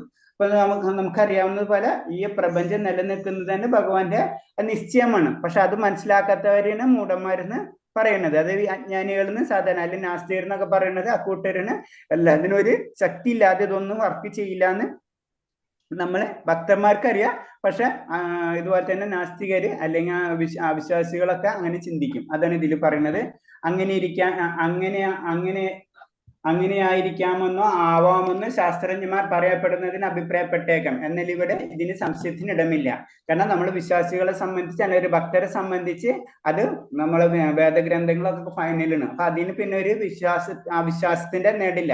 പക്ഷെ ഒരു ശാസ്ത്രജ്ഞനായിക്കോട്ടെ അല്ലെങ്കിൽ നാസ്തികരായിരിക്കോട്ടെ, അവരെന്തെങ്കിലും അവർക്ക് ഊഹാഭോഹങ്ങളായിരിക്കപ്പെടും. അത് അങ്ങനെ ആയിരിക്കാം. ഇന്നത്തെ നിയമമായിരിക്കില്ല, ശാസ്ത്ര നിയമമായിരിക്കില്ല നാളത്തെ നിയമം. അപ്പൊ ഇന്നത് സത്യമായിട്ട് അവർക്ക് തോന്നും, നാളെ അത് തെറ്റായെന്ന് തോന്നും. നാളത്തെ കാര്യം ഇന്നത്തെ സത്യവും നാളത്തെ തെറ്റാവും. ഇതിങ്ങനെ കറങ്ങിക്കൊണ്ടിരിക്കും. അവർക്ക് എവിടെയും ഒരു ഔട്ട്പുട്ട് ഒരു കാര്യങ്ങളും അവർക്ക് എത്തത്തില്ല. ഇപ്പൊ നമുക്കറിയാം, ഇപ്പൊ ക്വാണ്ടം ഫിസിക്സ് എന്നൊക്കെ പറഞ്ഞതില്ല, അതായത് അതിലത്തെ റൂൾ ആയിരിക്കില്ല പ്രപഞ്ചത്തിലെ മറ്റുള്ള സ്ഥലങ്ങളിലെ റൂൾസ്. ഇതൊക്കെ മാറി മറിഞ്ഞുകൊണ്ടിരിക്കണം. അപ്പൊ അതൊക്കെ അത് ആ ലെവലിൽ ഇതൊക്കത്തിന് കൺട്രോള് ഭഗവാനാണെന്ന് മനസ്സിലാക്കിയിട്ടുള്ള ഒരു ഭക്തന് മാത്രമേ ഭഗവാനിൽ വിശ്വാസം ഉണ്ടാവുള്ളൂ. അല്ലാത്തവരെ അവിശ്വാസികൾ നമുക്ക് കൂട്ടാവുന്നതുള്ളൂ. പിന്നെ ബദ്ധരായ ജീവാത്മാക്കൾക്ക് സ്വധാമമായ ഭഗവപദത്തിലേക്ക് തിരിച്ചെത്താൻ അവസരം കൊടുക്കുകയാണ് ഈ പ്രപഞ്ച സൃഷ്ടിയുടെ ഉദ്ദേശം. ഭഗവാന്റെ പരിപാടി എന്തെന്ന് മനസ്സിലാക്കി കൃഷ്ണബോധം പുലർത്തി പോരുന്നവരത്ര ഏറ്റവും ബുദ്ധിമാന്മാർ. ഈ ശ്ലോകത്തിന്റെ ഒന്നും പറഞ്ഞു തരാമോ എനിക്ക്? ഇത് 4-ാമത്തെ പറഞ്ഞു. ബദ്ധരായ ജീവാത്മാക്കൾക്ക് സ്വധാമമായ ഭഗവപദത്തിലേക്ക് തിരിച്ചെത്താൻ അവസരം കൊടുക്കുകയാണ് ഈ പ്രപഞ്ച സൃഷ്ടിയുടെ ഉദ്ദേശം. അതെന്താണ് പറഞ്ഞത്? അത് അങ്ങനെ പറയാൻ കാരണം നമ്മളെല്ലാവരും ബദ്ധരാണ് അല്ലെ? നമ്മളെല്ലാവരും ലക്ഷ്യം എന്ന് പറഞ്ഞാൽ സ്വധാമമായ നമ്മുടെ സ്വന്തം ധാമം എന്ന് പറഞ്ഞ ഭഗവത് പദമാണ്. അവിടേക്ക് തിരിച്ചെത്താനും നമ്മളെല്ലാവരും ശ്രമിക്കുന്നത്. അതിന് അവസരം കൊടുക്കുകയാണ് ഈ പ്രപഞ്ച സൃഷ്ടിയുടെ ഉദ്ദേശം. പ്രപഞ്ചത്തിന്റെ സൃഷ്ടിയുടെ ഉദ്ദേശം അതാണെന്ന് പറയുന്നത്.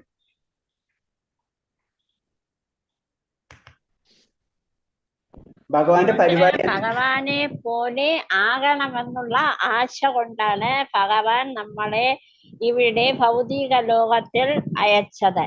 നമ്മൾ നമ്മുടെ ഭക്തി കൊണ്ട് ഭഗവാനെ സേവിച്ച് ഭക്തിയുടെ സേവനം വഴി ഭഗവാന്റെ അടുത്ത് ഭഗവത് ധാമത്തിൽ പോകണം.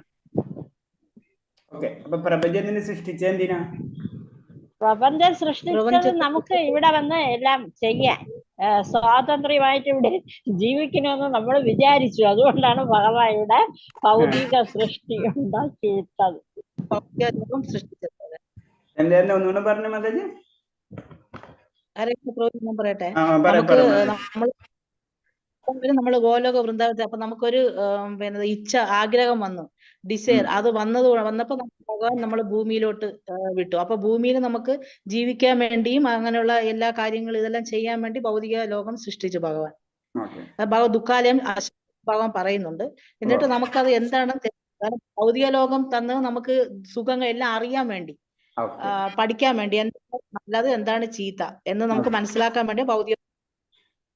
ഓക്കെ ഓക്കെ, അതെ മാതാജി പറഞ്ഞ പോയിന്റ് കറക്റ്റാ. കാരണം എന്ന് വെച്ച് കഴിഞ്ഞാൽ ഭഗവാൻ അതായത് ഭൗതിക പ്രപഞ്ചം സൃഷ്ടിച്ചത് നമുക്കത് എക്സ്പീരിയൻസ് ചെയ്യാനാണ് അല്ലേ? അത് എന്താണ് ശരിയാ തെറ്റാണെന്നോ കണ്ട് അല്ല, ലാസ്റ്റ് നമ്മൾ അവിടെ എത്തും. പക്ഷെ ആ എക്സ്പീരിയൻസ് ചെയ്ത് അതിൽ നിന്ന് നമുക്ക് അതിന്റെ എല്ലാ കാര്യങ്ങളും നമുക്ക് പറഞ്ഞു തരുന്നുണ്ട്. അല്ലെങ്കിൽ നമുക്ക് എന്തുകൊണ്ട് നമുക്ക് ആത്മീയമായിട്ടുള്ള ശക്തി ഭഗവാൻ തന്നിട്ടുള്ളത്? കാരണം ആ ഭഗവാനിൽ കണക്ട് ചെയ്യാൻ പറ്റും. അത് നമ്മൾ ഉപയോഗിച്ച് ഭഗവാനിൽ കണക്ട് ചെയ്യുക, അല്ലെങ്കിൽ പ്രപഞ്ചത്തിലെ നമ്മൾ ഉദ്ദേശിച്ചിട്ടുള്ള കാര്യങ്ങളൊക്കെ നോക്കി കറങ്ങിക്കൊണ്ടിരിക്കുക. അപ്പൊ അതാണ് ശരിക്കും. അപ്പൊ നമുക്ക് നമ്മുടെ ലക്ഷ്യം അതായിരിക്കണം. പക്ഷെ ശരിക്കും ആയ ഭൗതികത എന്താണെന്ന് മനസ്സിലാക്കാൻ വേണ്ടിയാണ് ശരിക്കും ഭഗവാൻ ആയ ഭൗതിക പ്രകൃതി സൃഷ്ടിച്ചിട്ടുള്ളത്. അത് നമുക്കറിയാം, അത് ടെമ്പററി ആണെന്ന് അറിയാം. അതിന് ഭഗവാൻ അത് മിഥ്യയല്ല എന്നാണ് പറഞ്ഞത്. ശരിക്കും അതുള്ളത് തന്നെയാണ്, പക്ഷെ അത് ക്ഷണികമാണ്. അതിന് നമുക്ക് അതിൽ സന്തോഷം ലഭിക്കാത്തത്.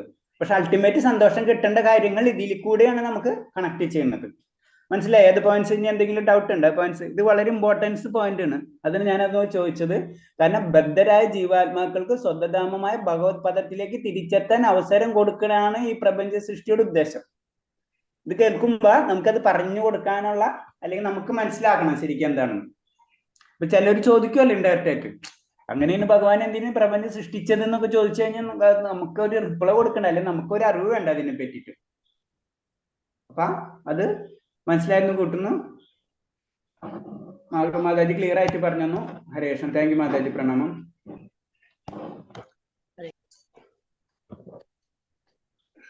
അടുത്തത് ഇസ്ലാം വായിച്ച 34 വായിച്ചിട്ടില്ലല്ലോ.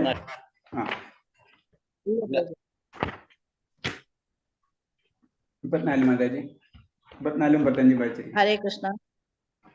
ഓക്കെ. ഹരേ കൃഷ്ണ. ദ്രോണം ച ഭീഷ്മം ച ജയദ്രഥം ച കർണം തദാന്യ അഭിയോധവീരാൻ മയാ ഹതാംസ്ത്വം ജഹിമാം പ്രതിഷ്ഠ യുദ്ധസ്വജേതാസിരണേ സപത്നാൻ. ഭീഷ്മൻ, ദ്രോണൻ, ജയദ്രഥൻ, കർണൻ എന്നിവരും മറ്റു മഹാരഥന്മാരും ഇപ്പോൾ തന്നെ എന്നാൽ കൊല്ലപ്പെട്ടു കഴിഞ്ഞു. അവരെ കൊല്ലുന്നതിൽ നിനക്ക് ദുഃഖം വേണ്ട. നീ പൊരുതുക മാത്രം ചെയ്താൽ മതി. ശത്രുക്കൾ തോറ്റുപോകും. ഹരേ കൃഷ്ണ. ഹരേ കൃഷ്ണ. സഞ്ജയ ഉവാച ഏതശ്രുത്വാ വചനം കേശവസ്യ കൃതാഞ്ജലിർവേപമാന കിരീടി നമസ്കൃത്വാ ഭൂയ ഏവാഹ കൃഷ്ണം സഗദ്ഗദം ഭീത പ്രണമ്യ. സഞ്ജയൻ ധൃതരാഷ്ട്രോട് പറഞ്ഞു, രാജാവേ, ഭഗവാന്റെ ഈ വാക്കുകൾ കേട്ടിട്ട് അർജുനൻ വിറപൂണ്ട് വീണ്ടും വീണ്ടും കൈകൂപ്പി ഭയത്തോടെ ഇടറുന്ന സ്വരത്തിൽ പറഞ്ഞു. ഹരേ കൃഷ്ണ. ഹരേ കൃഷ്ണ. ഹരേ കൃഷ്ണ. അതെ, താങ്ക് യു. ഈ 2 ശ്ലോകത്തില് അതും തന്നെയാണ്. ഭീഷ്മർ, ദ്രോണർ, ജയദ്രൻ, കർണൻ എന്നിവരും മറ്റു മഹാരഥന്മാർ ഇപ്പോൾ തന്നെ എല്ലാവരും എന്നാൽ കൊല്ലപ്പെട്ടു കഴിഞ്ഞു. അവരെ കൊല്ലുന്നതിന് നിനക്ക് ദുഃഖം വേണ്ട, നീ പൊരുതുക മാത്രമാണ് ചെയ്താൽ മതി, ശത്രുക്കൾ തോറ്റുപോകും. അപ്പൊ എന്നാൽ കൊല്ലപ്പെട്ടു കഴിഞ്ഞു എന്ന് പറഞ്ഞത്. അപ്പൊ ശരിക്കും കൊല്ലുന്നതാരനെ ശരിക്കും നമ്മളിതില് അർജുനൻ തന്നെ അല്ലേ? അപ്പൊ എന്നാൽ കൊല്ലപ്പെട്ടു എന്ന് പറഞ്ഞ എന്താ കാര്യം? ഭഗവാൻ പറയുന്നത് എന്നാൽ കർണൻ എന്നിവരും മറ്റേ രഹസ്യന്മാർ ഇപ്പോൾ തന്നെ എന്നാൽ കൊല്ലപ്പെട്ടു കഴിഞ്ഞു.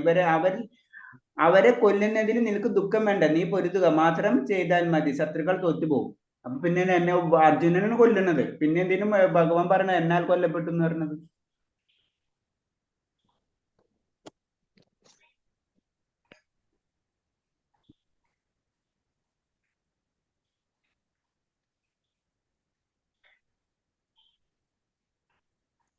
കാരണം പ്രോജി ഭഗവാൻ ഇവരെല്ലാം നേരത്തെ പഠിച്ചു കഴിഞ്ഞു, അർജുന ഒരു നിമിത്തം മാത്രം. കാരണം എന്ന് വെച്ച് കഴിഞ്ഞാൽ ആൾറെഡി പറഞ്ഞില്ലേ, നമ്മൾ ആ പോയിന്റ് ശ്രദ്ധിക്കണം. ഇത് അർജുനൻ വെറുതെ പിക്ചർ കാണുന്ന പോലെ കാര്യങ്ങൾ മാത്രമല്ല ചെയ്യണത്. അർജുനൻ ഇതൊക്കെ ആൾറെഡി നടന്നു കഴിഞ്ഞ കാര്യമാണ്. അതിന് എന്നാൽ കൊല്ലപ്പെട്ടു എന്ന് പറയുന്നത്. ഇവര് കാലം കഴിഞ്ഞു. ആ കാലം നമ്മ പറയില്ല, നമ്മള് 10 വർഷത്തെ മുന്നിലത്തെ കാര്യമാണ് ഇപ്പൊ അർജുനൻ കാണുക, അല്ലെങ്കിൽ 10 വർഷം അല്ലെങ്കിൽ അത്ര വർഷം കഴിഞ്ഞിട്ടുള്ള കാര്യം അർജുനൻ കാണുന്നു മാത്രമല്ല, അതിന് ചെയ്യുന്നു മാത്രമേ. പക്ഷെ അവിടെ അതിനേലും മുന്നൊക്കെ അല്ലാതെ സബ്ജക്റ്റ് കഴിഞ്ഞു. അതിന് എന്നാൽ കൊല്ലപ്പെട്ടു എന്ന് പറഞ്ഞത്. പിന്നെ അർജുനൻ ചെയ്യുന്നതൊക്കെ വെറും മിഥ്യയിലാണ് ചെയ്യുന്നത്, ഒന്നും ഡയറക്റ്റ് അല്ല. അർജുനൻ ചെയ്യുന്ന എല്ലാ കാര്യങ്ങളും അത് ഭഗവാന്റെ ഒരു പറയുന്ന സൃഷ്ടി, അതിനു വേണ്ടി ഒരു മായ സൃഷ്ടിച്ചിട്ട് ആ മായയിലാണ് എല്ലാ കാര്യങ്ങളും നടക്കുന്നത്. പക്ഷെ ഇതൊക്കെ ആൾറെഡി നടന്നു കഴിഞ്ഞു. അതെന്ന് പറഞ്ഞത് എന്നാൽ കൊല്ലപ്പെട്ടു എന്ന് പറഞ്ഞത്. അതൊക്കെ നടന്നു കഴിഞ്ഞു, അതൊക്കെ നടക്കേണ്ട കാര്യം നടന്നു കഴിഞ്ഞു. അതാണ് ഇതിൽ പറയുന്നത്.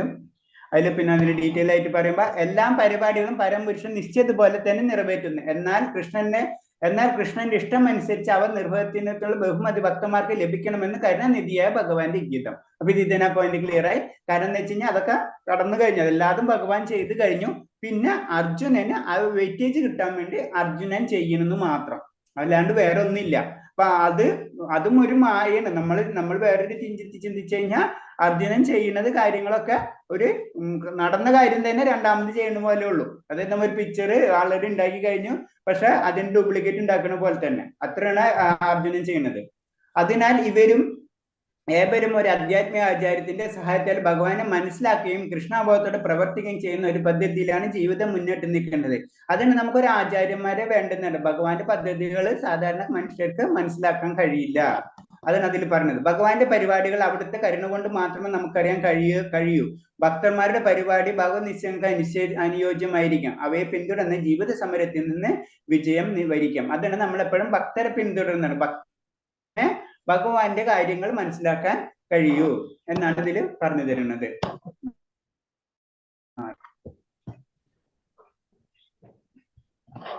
ഇനി അടുത്ത ഞാൻ എടുത്തോട്ടെ. 36 തൊട്ട്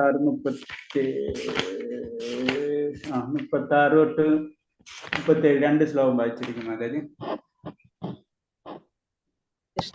അർജുന ഉവാച സ്ഥാനേ ഹൃഷികേശ തവ പ്രകൃത്യ ജഗത് പ്രകൃഷ്യത്യനുരജ്യതേ ച രക്ഷാംസി വീതാനി ദിശോ ദ്രവന്തി സർവേ നമസ്യന്തി ജസിത്തസംഘ.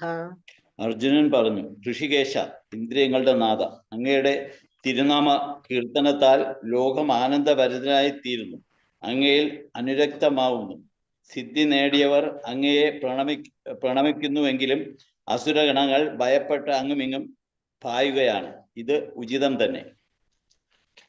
കസ്മാശതേന നമേരൻ മഹാത്മൻ ഗിരിയസേ ബ്രഹ്മണോപ്യാദി കർത്രേ അനന്തദേവേശ ജഗന്നിവാസ ത്വമക്ഷരം സദസത്തത്പരം യത്. ബ്രഹ്മാവിനെക്കാളും ശ്രേഷ്ഠനായ പുരുഷോത്തമ, അങ്ങാണല്ലോ ആദിമനായ സൃഷ്ടാവ്. എങ്കിലും എന്തുകൊണ്ട് അവർ ഭക്ത്യാദരപൂർവം അങ്ങയെ പ്രണമിക്കുന്നില്ല? അതിരില്ലാത്തവനും പ്രപഞ്ചത്തിന് ആശ്രയവുമായ ദേവാദിദേവ, അക്ഷയവും കാരണങ്ങൾക്ക് കാരണവും ഭൗതിക പ്രകൃതിക്ക് ഉപരിയുമാണ് അങ്ങ്. ഹരേ കൃഷ്ണ. ഹരേ കൃഷ്ണ. ഹരേ കൃഷ്ണ മാതാജി. അപ്പൊ 35 കൂടെ ഒന്നുകൂടെ പറയാൻ. 35 പറഞ്ഞത് സഞ്ജയൻ ധൃതരാഷ്ട്രരോട് പറഞ്ഞു, രാജാവ് ഭഗവാന്റെ വാക്കുകൾ കേട്ടിട്ട് അർജുനൻ ഭഗവാന്റെ വാക്കുകൾ കേട്ടിട്ട് അർജുനൻ വിറപുണ്ട് വീണ്ടും വീണ്ടും കൈകൂപ്പി ഭയത്തോടെ ഇടർന്ന സ്വരത്തിൽ പറയണം. പിന്നെ കൃഷ്ണന്റെ വിശ്വരൂപം ദർശിച്ചതുകൊണ്ട് അർജുനൻ അത്ഭുതക്രാന്തനായി പോയി. വീണ്ടും വീണ്ടും ആദരപൂർവ്വം കൃഷ്ണനെ കൈകൂപ്പി വന്ദിച്ചു. ഇടറുന്ന സ്വരത്തിൽ പ്രാർത്ഥിച്ചു. സ്നേഹത്തിന്റെ നിലയിലല്ല, അമ്പരപ്പാർന്ന ഭക്തന്റെ നിലയിലായിരുന്നു അദ്ദേഹം. അപ്പൊ ശരിക്കും പറഞ്ഞാൽ ഭഗവാൻ എന്ന് പറയുന്നത് ശരിക്കും അർജുനന്റെ സുഹൃത്തായിരുന്നു. പക്ഷെ ഇവിടേക്ക് എത്തിയപ്പോൾ ആ സുഹൃത്തിൽ നിന്ന് ശരിക്കും എന്താണ് ഭക്തന്റെ, ആ അമ്പരപ്പാർന്ന ഭക്തന്റെ നിലയിലേക്ക് എത്തി എന്ന് പറഞ്ഞു. അതാണ് ആ ഇടറുന്ന സ്വരമൊക്കെ വരുന്നത്. നമുക്കൊരു സുഹൃത്തിന്, ഒരു കൂട്ടുകാരന്റെ അടുത്തുണ്ടെന്ന് വെച്ച് കഴിഞ്ഞാൽ നമുക്കൊരു ഇടറലൊന്നും നമ്മുടെ സംസാരത്തിൽ വ്യത്യാസങ്ങളൊന്നും വരില്ല. പക്ഷെ ആ ഒരു ഭക്തി, ഭയഭക്തി വരുമ്പോഴാണ് അവിടെ വരുന്നത്. അതാണ് ഭക്തന്റെ, അമ്പരപ്പാർന്ന ഭക്തന്റെ നിലയിലായിരുന്നു അദ്ദേഹം ഈ ശ്ലോകത്തില് പറഞ്ഞു തരുന്നത്. അടുത്ത 36 പറയുന്നത് അർജുനൻ പറഞ്ഞു, ഋഷികേശ, ഇന്ദ്രിയങ്ങളുടെ നാഥൻ നമുക്കറിയാം. ഋഷികേശ എന്ന് പറഞ്ഞ ഇന്ദ്രിയങ്ങളുടെ നാഥനാണ്. അങ്ങയുടെ തിരുനാമ കീർത്തനത്താൽ ലോകം ആനന്ദഭരിതമായി തീരുന്നു. അങ്ങനെ അങ്ങയിൽ അനുരക്തനാവുന്നു. സിദ്ധി നേടിയവർ അങ്ങയെ പ്രണമിക്കുമെങ്കിലും അസുരഗ്രഹങ്ങൾ ഭയപ്പെട്ട് അങ്ങും ഇങ്ങും പായുകയാണ്. ഇത് ഉചിതം തന്നെ. അർജുനൻ കൃഷ്ണന്റെ വിശ്വരൂപം കണ്ടപ്പോൾ ദേവന്മാർ സന്തുഷ്ടരായി. കാരണം ശരിക്കും ദേവന്മാർക്ക് ഭഗവാന്റെ ആ വിശ്വരൂപം കാണുമ്പോൾ എല്ലാവർക്കും സന്തോഷമല്ല, നമുക്കറിയാം. എല്ലാവർക്കും ഭക്തന്മാർക്ക് എല്ലാവർക്കും ഭഗവാന്റെ ആ രൂപം കാണുമ്പോൾ സന്തോഷം വരും. അസുരന്മാരും നാസ്തികരുമാകട്ടെ അദ്ദേഹം ഭഗവാനെ വാഴ്ത്തുന്നതിന് സഹിക്കാൻ കഴിഞ്ഞില്ല. പരമദിവ്യോത്തം പുരുഷന്റെ സർവ്വസംഹാരിയായ രൂപം കണ്ടിട്ട് ഭയപ്പെട്ട് അവരെല്ലാം ഓടിപ്പോയി. അപ്പൊ ഇവിടെ സംഭവിക്കുന്ന അസുരന്മാര്, ഇപ്പൊ ഞാൻ ഇത് തന്നെ ചോദിക്കുന്നു, ഇവിടെ അസുരന്മാര് ഭഗവാന്റെ രൂപം കണ്ടിട്ടുണ്ടാവോ? അസുരന്മാർക്ക്, നമ്മൾ പറഞ്ഞ ഭക്തന്മാർക്കല്ലേ ഭഗവാന്റെ രൂപം കാണാൻ പറ്റുള്ളൂ. അപ്പൊ അസുരന്മാര് അവിടെ പോയി ഇങ്ങനെ ഭയം കണ്ടിട്ട് ഓടിപ്പോയി എന്ന് പറഞ്ഞതാണ്.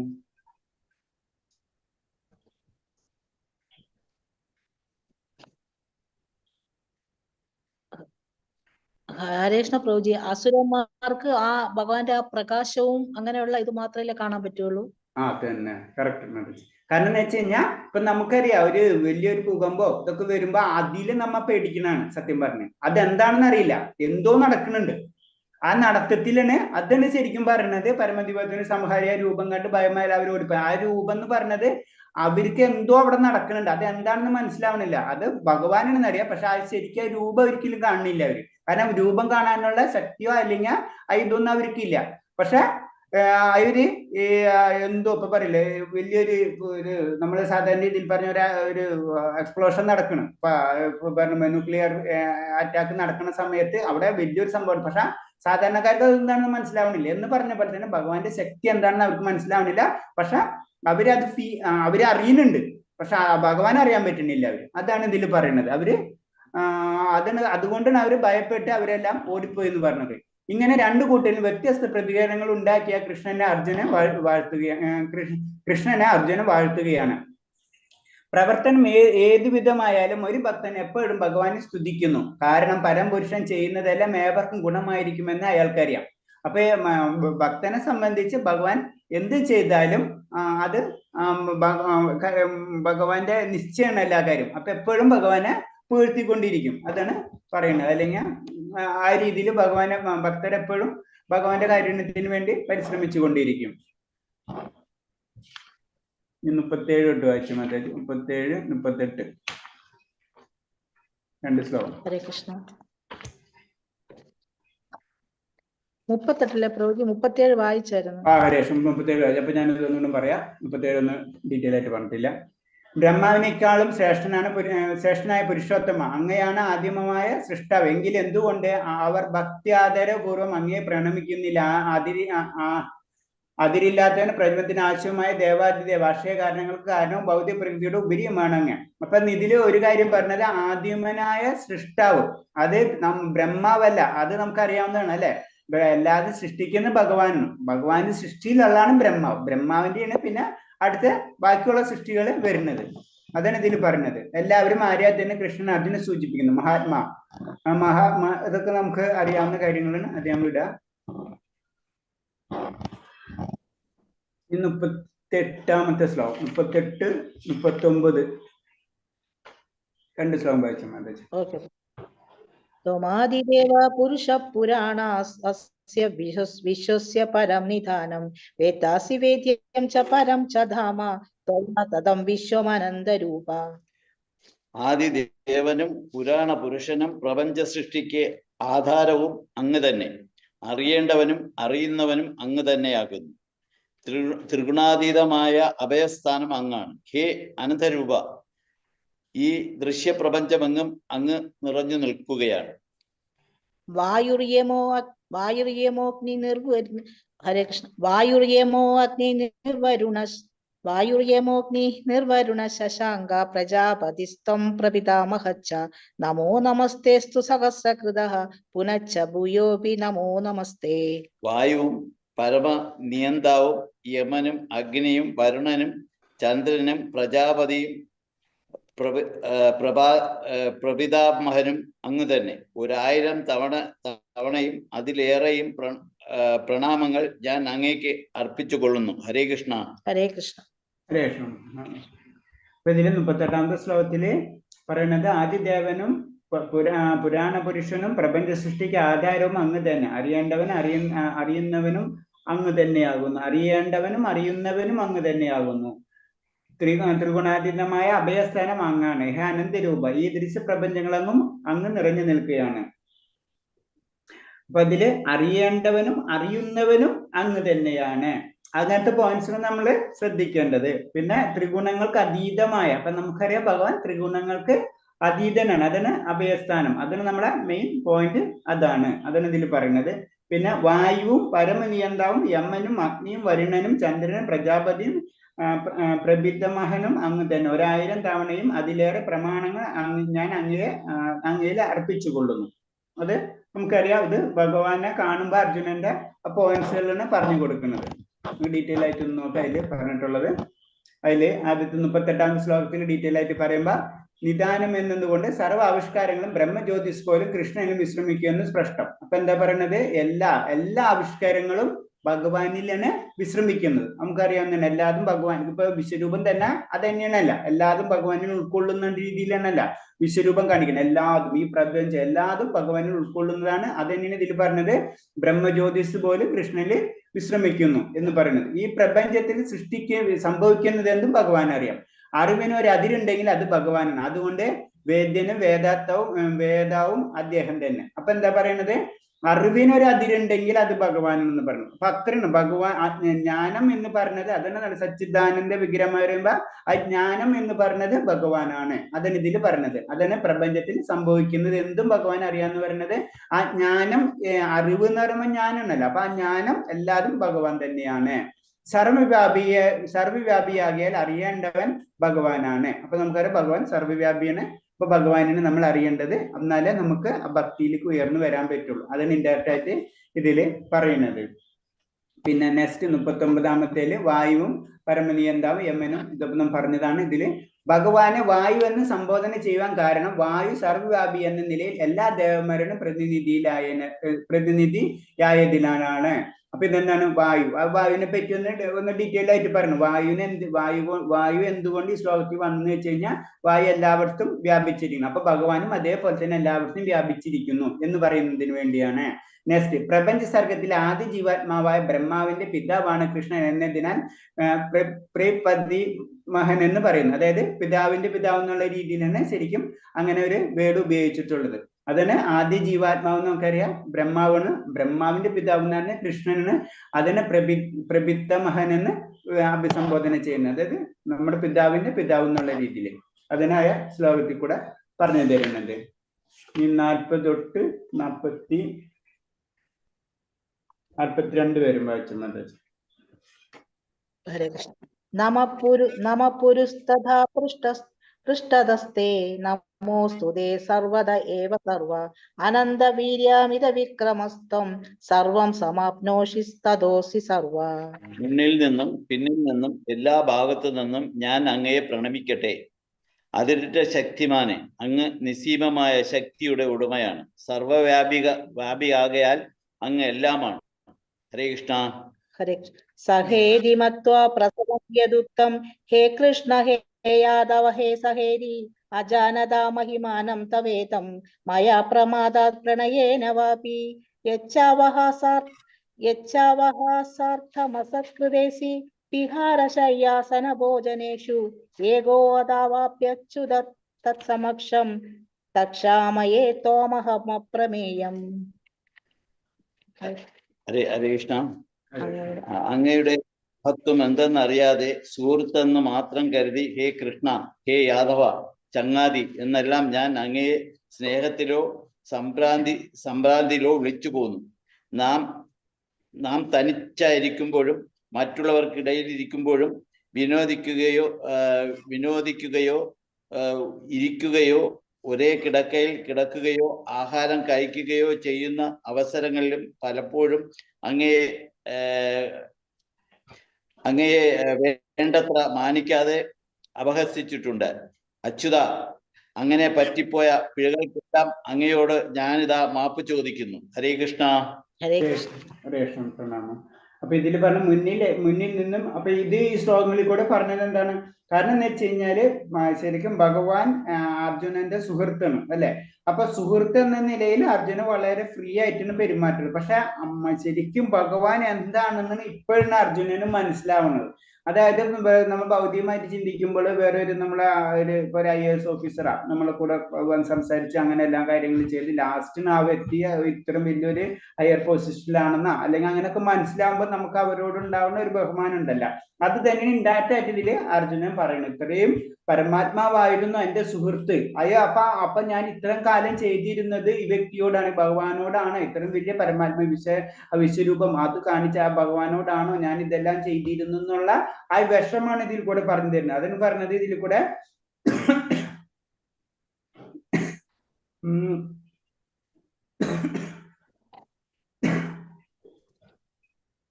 മറ്റുള്ള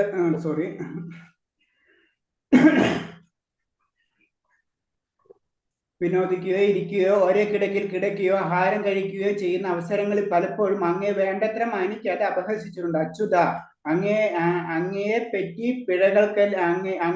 അങ്ങനെ പറ്റിയ പിഴകൾക്കെല്ലാം അങ്ങയോട് ഞാൻ മാപ്പ് ചോദിക്കുന്നു. അപ്പൊ അത്രയും ഫ്രീ ആയിട്ട് ഭഗവാനോട് അർജുനൻ പെരുമാറിയിട്ടുണ്ട്. അപ്പൊ അതിനെല്ലാത്തിനും കൂടി മാപ്പ് ചോദിക്കുന്നതാണ് ഈ ശ്ലോകത്തിൽ കൂടെ പറയുന്നത്. കാരണം എന്ന് വെച്ച് കഴിഞ്ഞാൽ അത്രയും വലിയ ഇപ്പോഴാണ് അർജുനന് ആ വിശ്വരൂപം കാണുമ്പോഴാണ് ഭഗവാന്റെ വ്യാപ്തി മനസ്സിലാവുന്നത്. പിന്നെ ആ പരമാത്മാവൊക്കെയാണെന്ന് അറിയാം. പക്ഷെ ചില കാര്യങ്ങള് നമ്മളത് നേരിട്ട് കാണുമ്പോഴാണ്. ഇപ്പൊ എക്സാമ്പിൾ വേറെ സാധാരണ ഒരു കമ്മീഷണർ IAS കഴിഞ്ഞ IPS കഴിഞ്ഞിട്ട് കമ്മീഷണർ ആളെ നമ്മൾ ചിലപ്പോൾ നമ്മുടെ സുഹൃത്തായിരിക്കാം, എന്തെങ്കിലും ആയിരിക്കാം. അപ്പൊ അത് കഴിഞ്ഞിട്ട് ആളെ പവർ കാണുമ്പോഴാണ് നമ്മൾക്ക് ഒരു ഇത് വരൂലേ. അത് തന്നെയാണ് ഡയറക്റ്റായിട്ട് പറഞ്ഞത്. അത്രയും ഭഗവാൻ അറിയാം എന്താ പരമാത്മാവാണ്, അർജുനനെ അറിയാം ഭഗവാൻ പരമാത്മാവാണെന്ന്. പക്ഷെ അത് ശരിക്കും വിഷ്വലി കാണുമ്പോഴാണ് അതിന്റെ വ്യാപ്തി അർജുനന് മനസ്സിലാവണം. അതാണ് ഇതിൽ പറഞ്ഞ. അപ്പൊ ഞാൻ ചെയ്തിട്ടുള്ള എന്തെങ്കിലും തെറ്റുണ്ടെങ്കിൽ എന്നോട് ക്ഷമിക്കണം. കാരണം ഞാൻ അത്തരം അങ്ങയോട് അതേ രീതിയിലൊക്കെയാണ് പെരുമാറിയിട്ടുള്ളത്. കാരണം അതൊരു സുഹൃത്ത് എന്നുള്ള രീതിയിലാണ് അർജുനൻ പെരുമാറിയിട്ടുള്ളത്. അതാണ് ഇതില് പറഞ്ഞു തരുന്നത്. അതിൽ പറഞ്ഞത് ഭഗവാൻ എല്ലാ ശക്തികളുടെ കേന്ദ്രവും യുദ്ധരംഗത്ത് നിലനിൽക്കുന്ന പോരാളികൾ സർവ്വശ്രേഷ്ഠനും പരാക്രമിയുമാകുമെന്ന് അർജുനൻ അംഗീകരിക്കുന്നു. ഇപ്പൊ നമുക്കറിയാം ഭഗവാനാണ് എല്ലാത്തിന്റെയും പരമമായ ശക്തിയുടെ കേന്ദ്രം എന്ന് പറഞ്ഞത് ഭഗവാൻ തന്നെയാണ്. പിന്നെ 41, 42 ഭഗവാന് തനിക്കുള്ള മൈത്രി ബന്ധത്തെ അർജുനൻ സ്മരിക്കുകയാണ്. ആ ബന്ധത്തിന് ചേരുന്ന അനൗപചാരികങ്ങളായ പെരുമാറ്റങ്ങൾ തന്നിൽ നിന്ന് പലപ്പോഴും ഉണ്ടെന്ന് മനസ്സിലാക്കി അദ്ദേഹം ആ തെറ്റുകൾ ക്ഷമിക്കണമെന്ന് കൃഷ്ണനോട് അപേക്ഷിക്കും. അപ്പൊ ഒരു സുഹൃത്ത് എന്ന നിലയിൽ അർജുനനോട് സുഹൃത്ത് എന്ന നിലയിൽ ഭഗവാനോട് പല തെറ്റുകളും ചെയ്തിട്ടുണ്ട്. അതെന്ന് വെച്ച് കഴിഞ്ഞാൽ സാധാരണ സുഹൃത്തിനല്ല. അപ്പൊ അതേ രീതിയിൽ അപ്പൊ അതിനൊക്കെ വേണ്ടി ക്ഷമ ചോദിക്കുന്ന രംഗമാണ് അത്. എങ്കിലും അത്തരം വിഭൂതികൾ അധിപതിനായ കൃഷ്ണൻ കരുണാനിധിയാകിയാൽ അർജുനന്റെ സുഹൃത്തെ കരുതി പെരുമാറുന്നു. അതാണ് ഭക്തനും ഭഗവാനും തമ്മിലുള്ള ദിവ്യമായ പരസ്പര പ്രേമബന്ധം. അപ്പൊ ശരിക്കും ആ ഭഗവാന് അറിയാം ഇതൊക്കെ. അപ്പൊ ക്ഷമിക്കും, എന്തും സഹിക്കും എന്നുള്ള രീതിയിലാണ് ഇതിൽ പറഞ്ഞത്.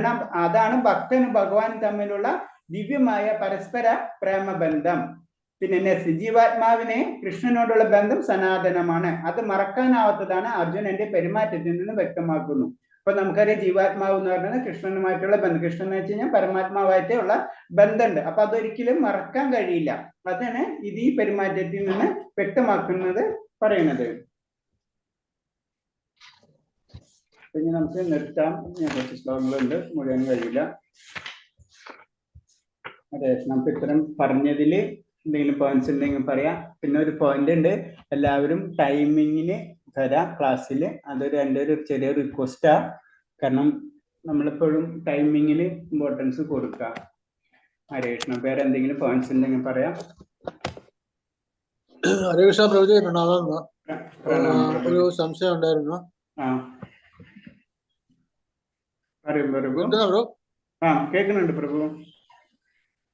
ഹരേ കൃഷ്ണ. ഹരേ കൃഷ്ണ. ഹരേ കൃഷ്ണ. ഹരേ കൃഷ്ണ പ്രഭു, കേൾക്കണില്ലേ? കേൾക്കണില്ലേ പ്രഭു? ഹരേ കൃഷ്ണ പ്രഭുജി. കേൾക്കണമെന്നില്ലേ പ്രഭു? ഒരു സംശയമുണ്ട് പ്രഭു, ഒന്ന് കേൾക്കുന്നുണ്ടോ? പറയൂ പ്രഭു. ഹരേ കൃഷ്ണ.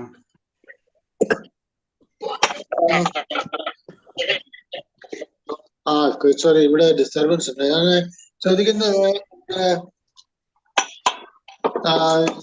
ഉപന്യാസം എസ് രണ്ട് എസ് ഉണ്ടല്ലോ, കേൾക്കുന്നുണ്ടോ പ്രഭു? കേൾക്കുന്നുണ്ട് പ്രഭു. ഹരേ കൃഷ്ണ. പറയൂ.